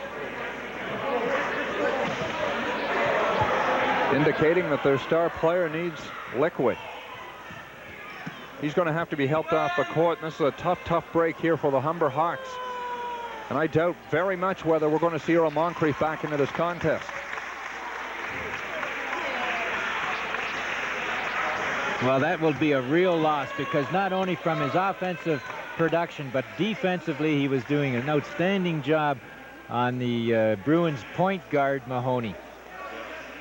But they've come this far. They've got to regroup. They've got to make sure that they know their roles, the support players coming off the bench. And they probably will go to that 2-3 zone and try to pack it in.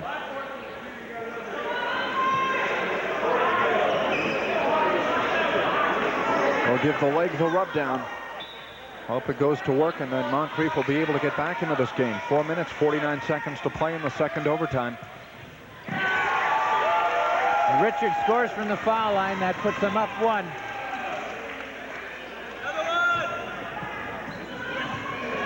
'94-93 Bruins. Carvello. Carvello's the individual that's going to have to set the table, set the offense, and then take the perimeter shot when the opportunity comes. Mahoney on Carvello. Ball goes off him. Hawks will retain possession. And Richards on Laurie. That's an important matchup. Carla's on White. Straight man-to-man by the Bruins. Ebanks. Garnis on him defensively. Good work by Carvello to keep the ball in play. White passes out. Laurie. Mahoney defensively playing extremely tough. Carvello, shot clock goes. Basket won't count. Nice defense. Made them turn it over. They got caught. They didn't realize that the shot clock was coming down to 4 or 5 seconds, and they got out of their offensive continuity. Very important possession here for the Bruins.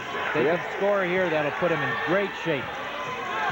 Humber several times in this contest, Wes, have been in a position to take control and win it, but the Bruins have kept coming back. And that's where they're going to miss Moncrief, because Mahoney can take on the other guard. He's not quick enough to handle Mahoney. Mahoney with 21, right off the glass. 96-95, the Bruins up by 1. But you see, they're walking the ball up the court. They're content now to get into their half-court game in the second overtime period. Good steal. Sutherland with a key turnover. Back across midcourt. This is Ainsworth White. White has 4 fouls on him. 2 players have fouled out so far. Drasdo for Sheridan. Tomlinson for Humber. Inside, Ebanks up for a lazy 2. Gets it. Just puts it in. But Sutherland has been very quiet in the overtime periods. He's got to start to go to the board. Now White looks like he's got a cramp in his leg.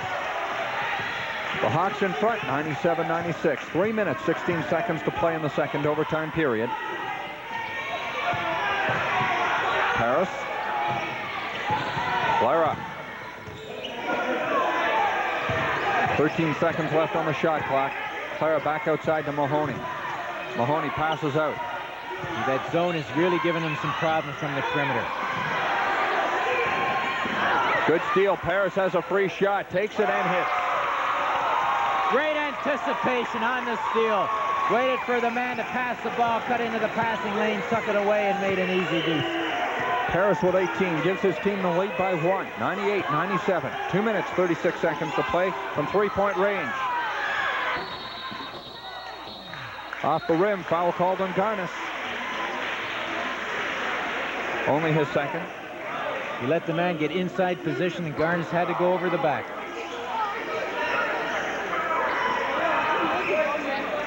Garnis, 6 feet 6 inches tall. A formidable force up underneath the defensive glass.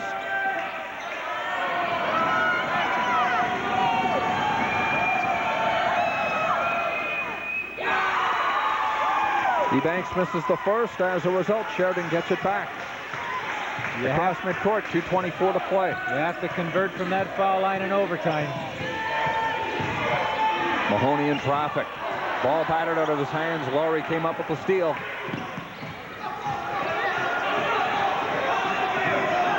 Long shot. Comes up short. Mr. Garnis there once again.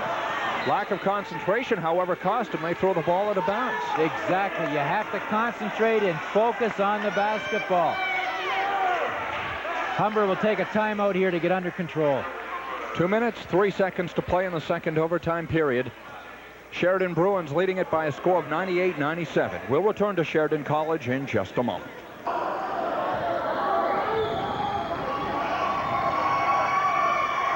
And he hits for the second, 99-97. 1 minute, 30 seconds to play it.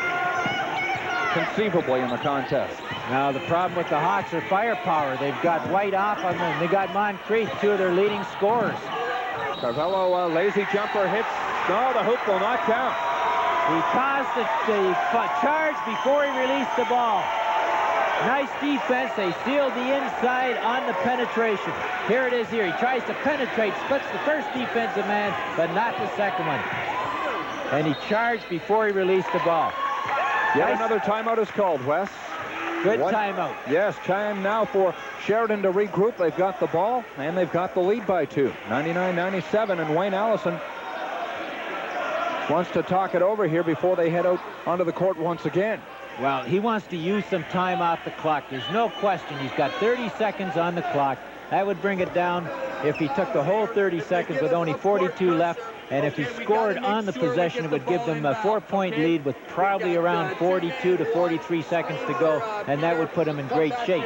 Because with a 4-point lead, a 3-point play doesn't do you in at this stage of the basketball game. Play us man, we go 12. Okay? If we get very intense coach. Very intense coach. Otherwise, we run the 30-second clock Players right down. Okay? Listening, good communication going on, defining their roles. Now what they don't want to do is come down and take a quick shot. When you've got the lead, use the clock. Well, very deceptive ball game. The balance of power has shifted on so many occasions. It certainly has. When you have two teams want to score a lot of points and will play a lot of man-to-man and some pressure defense, that's what will happen. Sheridan versus Seneca scored 110 in regulation time. They'll definitely go over 100 in this contest, but through the help of 2 extra periods. 7 seconds left on the shot clock. Clara drives inside. Has to be an offensive charge. You're Absolutely. Right. They took the time off the clock and they made the move to the hoop with about 7 seconds to go. But the Humber Hawks sealed the drive. Now watch, he seals the drive here. Lowry comes in, has possession, no question on the call. Not in the bonus, though. So 53 seconds to play. But regardless of what happens on this trip down the floor, the Sheridan Bruins will still get one more possession. Carvello, his Hawks trail by 2. 48 seconds. Cohen-Sutherland dishes back. Carvello hoping to go back inside. Good work by Sutherland to get the ball back. Lowry. Richards on him defensively. Big steal by Garnis. And that might do it because they can run the clock down now. 24 seconds left in the game. No shot clock on, so they don't need any. Oh, and they almost threw it away. Garnis off the glass. And a chance here. Good defense by Humber. They also got a break, and they'll call a timeout with 12 seconds left. Let's not rule out the possibility of a third overtime. But they didn't need to shoot. They had the lead. They had the shot clock. All they had to do was protect the basketball. Spread the defense out so the defense couldn't double team. But now the Humber Hawks have got not a second life. I guess it's a third life. Mike Cates going back to his bench. Let's hear what he has to say. What are we running? Correct. Going to run correct. You got to run it consistent. You got to come, go. You got to get into it hard. Coach Cates obviously in deep thought. I think emotionally drained, Wes. Well, he's just trying to get his thoughts together here. The assistant coach taking a few things, and now he'll come in and probably at the end of the timeout and set the offensive play. 12 seconds to go. They've got lots of time to get a good percentage shot for 2 to tie it. If not, they can push the ball inside, kick it out, try for the three-point play for the win. But the Sheridan Bruins will probably bring their extender defense up, put a little bit of pressure on the ball. If they do that, they have to make sure that they stop the penetration. Man-to-man by the Bruins. Hawks have to make good on this possession. They trail by 2. 7 seconds. White with the shot. Rebound Sutherland. 3 seconds on the clock. Sutherland got the foul. He drew the foul on the rebound with 2 seconds to go. So there's no question. Here he goes here. He loses the ball, but as he's going for the ball, the man goes on his back. Foxcroft called the right call with 2 seconds to go. He's got a chance to tie it from the line. Talk about pressure, Paul. Here it is. Did Paris ever get hype on that last attempted block? Sutherland's main concern was to at least get this first one. Well, this could be for the championship, because if he doesn't make it, the Bruins will win. He's got to make them to tie. That's the first one for the tie. A lot of pressure on that young man. A lot of pressure on that young man, too, the coach. Not getting any younger. And another timeout is called. Sheridan in front by 1. 99-98 with 2 seconds left on the clock. And maybe they just want to keep us here for a while, Paul. Triple overtime. Well, let's give full credit to the referees as well. Peter Moore not getting any younger, and he's got to be out in that court. We're watching the game. He's had to run. Of course, Steve Foxcroft is young, and he can handle this pace. He can handle the pace. So can Peter Moore. Now, there's the coach, Coach Cates, making sure that his players know their roles. He's just giving Sutherland a little bit of encouragement.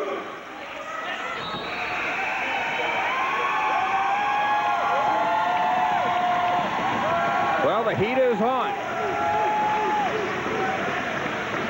Well, that was a good timeout. You know, you try to ice the free throw a little bit. You know, give them some more time to think about it. Endless practices of free throw shooting. It does pay off.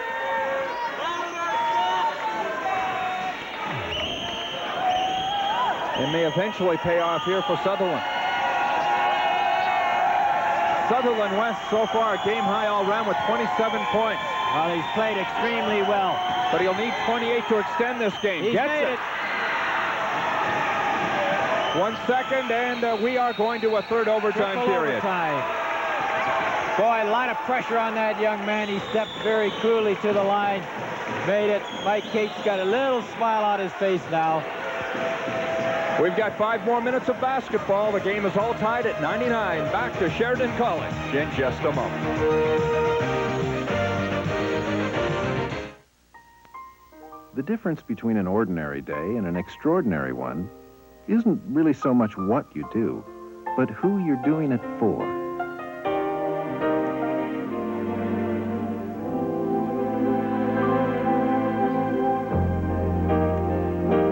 Celebrating the light that shines in everyone.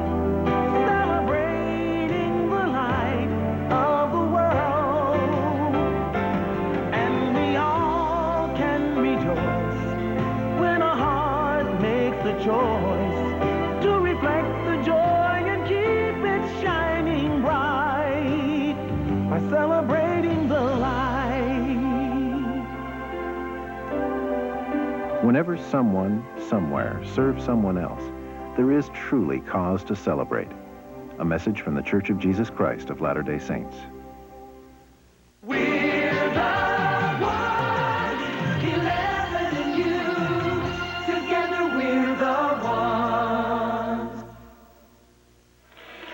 Peter Mahoney being attended to by the Sheridan training staff. Injured his right eye, left eye in the first half, re-injured it in the second half. And he's played very well, especially in the second half. He's accepted the challenge. He's shot well. He's played great defense, but he's had great leadership from the point guard. And if he can get back into the basketball game, he'll get back into the basketball game. He's a great competitor.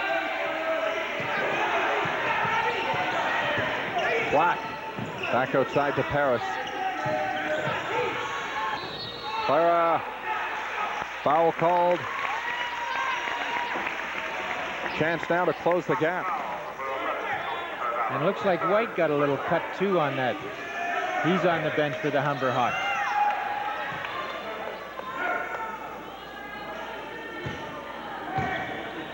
Well, the man they want at the free throw line, Clara. 7 of 8 in this game, now 8 of 9. Makes the score 104-102. In last night's game, he was 26 for 26. There's White just getting, looks like his ear, a little cut on his ear. Brings him within 1. 3:08 to go. 104-103 the score. 3:04 to play in this third overtime period.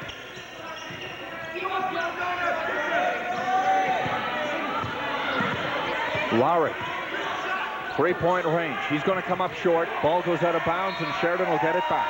And that's what happens when you get tired. You get a little outside your range. You don't have the rhythm in the shot.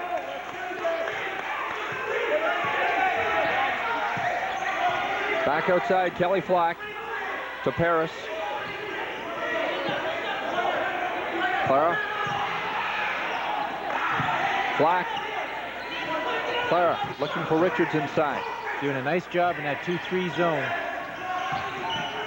Clara outside to Paris, takes the jumper and hits for 2.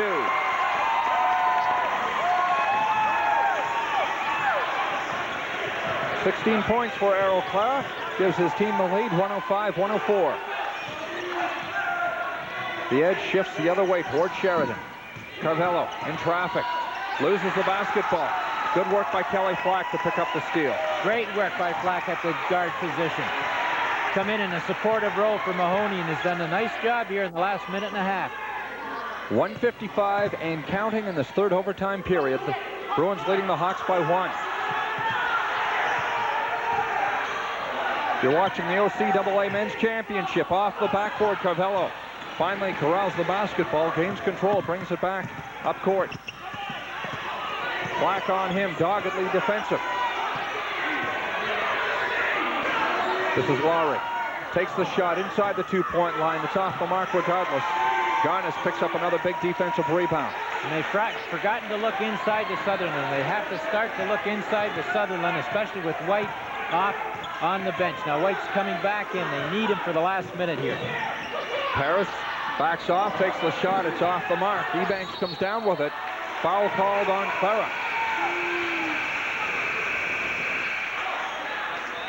Again, he goes to the foul line to try to tie it up or go ahead with 1:08 to go. Nice rebound. He turns to look for the outlet pass. Clara comes in from the baseline, gets him on the arm.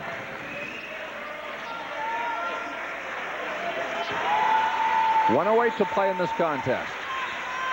For Clara, his 5th personal. He is out of the contest. Looks like the support players will win this basketball game for either the Sheridan Bruins or the Humber Hawks. Third player in this game to foul out along with Drasdo and Tomlinson. Clara as well is out, so 2 players on the Sheridan team ran into foul problems and are now on the bench for the remainder of this contest. And we have Mahoney back in and White back in for the Humber Hawks.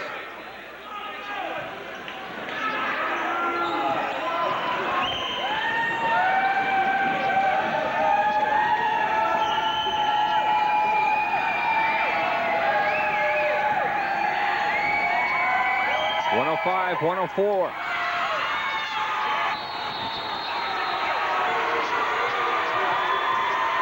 Brian Laurie picked up the foul, or Doug Laurie rather picked up the foul. Good work by Mr. Paris.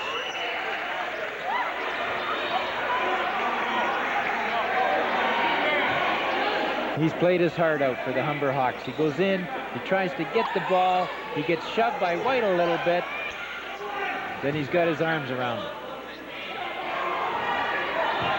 Goes to the line. And a chance to put his team up by 3 points, providing he hits both shots. Hits the first. 106-104. Well, Frank Paris can play a guard or a forward, and he's shot very well late in this basketball game. Misses that one. Up 2. Sutherland brought it down, back to White. Mahoney on him. Mahoney's into this contest again. Has that left eye patched up. Kelly Flack fouled him on the drive.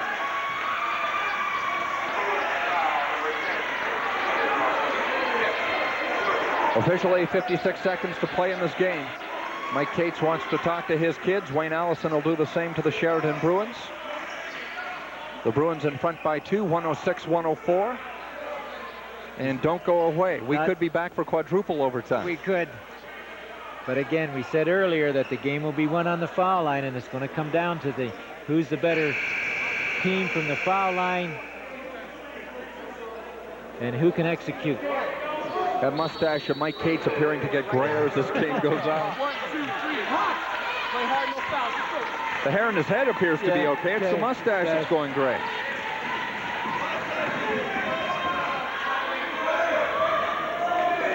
Well, I've got to say this. This game is a hair-raising experience for the coaches. Oh, I see. All right. All right. I had to set it up well. Ainsworth White at the line.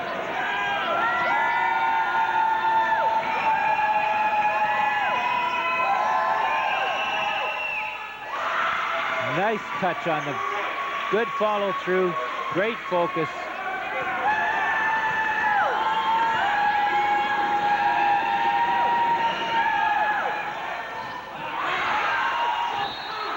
Big miss.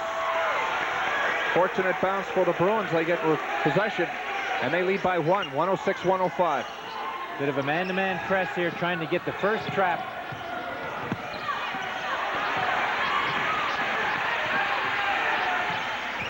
.44 seconds. Black back out to Paris. Paris in trouble. Passes back to Dixon. To Black. 34 seconds, 8 seconds on the shot clock. Bruins retain possession with 30 seconds left and a fresh clock. That's interesting because it should be reset to 10. Well, it was, and now it's back to 30. So he must have fumbled the ball out of bounds on that. That's a very tough call. And yet another timeout. So the Bruins definitely in control of this basketball game, but barely. They lead by 1. Steve Clark just checking at the at the officials' table, checking to see where the arrow's going. Coach Ellison there checking with his players. Extreme important possession. 30 seconds to go. 30 seconds on the shot clock. He's done a terrific job with this team. 6 first-year players, 6 second-year players in the lineup. It's not what you call an experienced group. Not at all. He's done an outstanding job, especially in the second part of the season, in the second semester. Mike Cates there still talking to the official, wants to have the call clarified.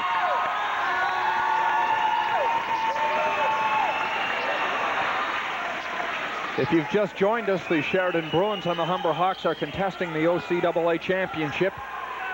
We're in the remaining 30 seconds of our third overtime period. Those are big numbers on the board. Now the Humber Hawks take a timeout. So it goes either way. Mike Cates will now give us and themselves to take a break with 30 seconds left to play in the third overtime period. Humber trailing by 1, 106-105. He's got an VFib. I'm going to shock him with the paddles. A heart attack. I never thought it would happen to me. I knew I should have stopped smoking years ago, but it was just too tough. Losing him. I'm going to hit him again. I was lucky, though. I survived it. All right, that's it. We got him back. And I quit smoking, too. But it was almost too late. I'm an ex-smoker, so I know how tough it is to quit. But don't you wait until it's too late, because now there's a way to quit that really works. It's new, it's different, and it's called Life Sign. I tried cold turkey. I tried the gum, acupuncture. Nothing worked except Life Sign. Scientific studies have proven Life Sign to be up to 5 times more effective than any other self-help method available. And it's so easy to use. It's no wonder it's the fastest growing quit smoking program around. It works better than any self-help approach that we've ever evaluated. The patented life sign method lets you quit without the pain of going cold turkey. All you do is carry this credit card-sized computer in your pocket or purse, then just push the button whenever you smoke. The computer takes care of the rest, gradually taking you off cigarettes. It's that simple. The life sign unit is painless and effortless. And it works. It really works. To order Life Sign, call the toll-free number on your screen now and save $10 off the regular price. Use your credit card and pay in 3 easy installments of only $24.98. With Life Sign's unconditional 60-day money-back guarantee, you've got nothing to lose. So give yourself a break and try something that really works. Order Life Sign now. Listen to me. I mean it, and it's from my heart. Please stop. Amen. Welcome back to Sheridan College. There is the score and the time remaining in this contest. The ever-important possession, Sheridan. And we can expect a foul shortly. Sutherland trying to reach in. Harris battles back. Trying to use some clock here, Paul. Doing it well. 17 seconds left.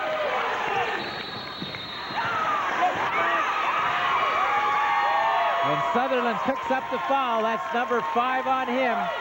So he's out of the game. And that really hurts them offensively. Now here it is here. They tried to get the double team. Sutherland reaches in. Frank Paris will go to the foul line again. Sutherland's played just a great game today. He had good first half, rebounded well, shot well, controlled the game inside. Ends the game with 28 points. 5th player in this contest to have fouled out. Mahoney, Clara, and Drasdo for Sheridan. Tomlinson and Sutherland for the Hawks. You know, it's interesting, Paul. Sometimes when teams get into overtime, they often wondered why you wouldn't give players an extra foul. You know, when you get into, especially into triple overtime. It's like playing a game and a half with only 5 fouls. Well, that's an important shot right there. That puts them up 2. 14 seconds to go. Now this one here will put them up 3 and a 3-point play to tie.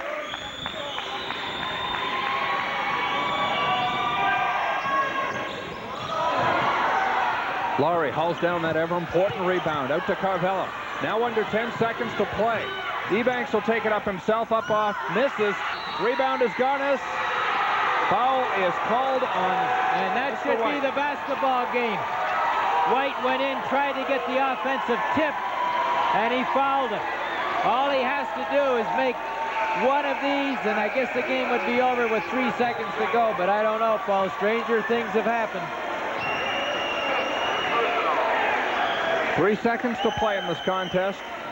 And that is it for Ainsworth White. 6 players totally in this game have fouled out. It has been a physical, grueling contest. See, he went in, reaches.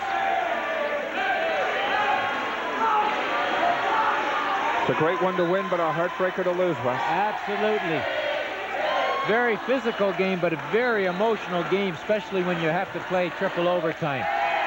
With over a minute to play in regulation time, the Hawks led it by 4. Gamely Sheridan Bruins battled back and are on the verge of winning it. Garnis comes up way short. They have one last opportunity to get a 3-point play. That would win it. A mere 2 points would tie it, but they're going to have to send it up from long range. Carvello with the sky shot, and he just went off the rim. What a valiant attempt, but the Sheridan Bruins have won the 1989 OCAA championship. Wayne Allison being hugged by his team on a job well done, edging out the Humber Hawks by 2, 107 to 105. And the Sheridan Gymnasium and the team bench altered Bedlam. Doug Laurie on the court. 2 sides to every story, but what a tremendous basketball game. We'll be back with a final look at Sheridan College in just a moment.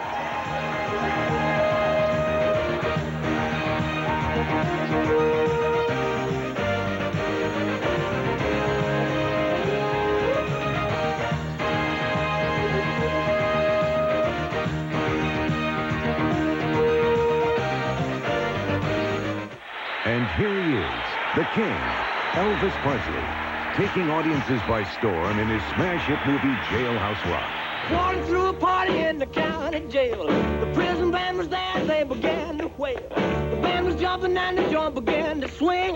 You should have heard the knocked out jailbird sing, let it rock. Everybody let it rock. Everybody in the whole cell block was dancing to the jailhouse rock. The one-time truck driver traveled a long road to success. But he left us with a legacy of over 100 best-selling records and a string of memorable films and TV specials. He was truly a legend in his own time. And today, the legend is still growing. Everybody in the whole cell block was dancing to the jailhouse rock. Issued to celebrate Elvis's extraordinary career, a very special collector's plate, Jailhouse Rock, is now available through the Bradford Exchange. Artist Bruce Emmett has captured Elvis just the way you remember him, rockin' and rollin' and chargin' into Jailhouse Rock. This hand-numbered plate is officially endorsed by the Elvis Presley estate and produced in an edition limited to a maximum of 150 firing days, after which no more will ever be made. Here at the Bradford Exchange, where thousands of plates are traded daily on the primary and secondary markets, analysts see exceptional plates like these escalate dramatically in value. Jailhouse Rock from the first collector's plate series from Delphi appears to have similar profit potential. And because it's backed by the Bradford Exchange 365-day money-back guarantee, you risk nothing. So call now to order yours.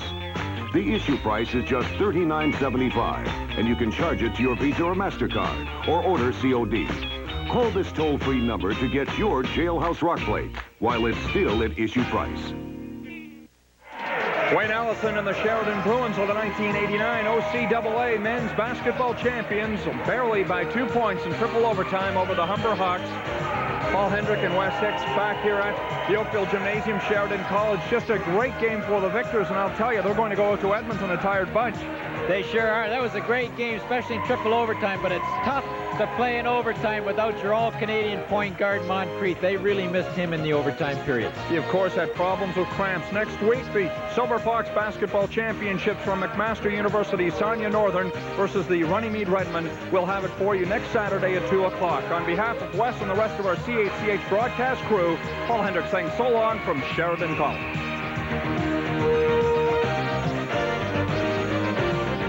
Ethan ponders the possible departure of Amelia when her long-lost husband arrives on Paradise tonight at 8. Connecting follows next on Channel 11.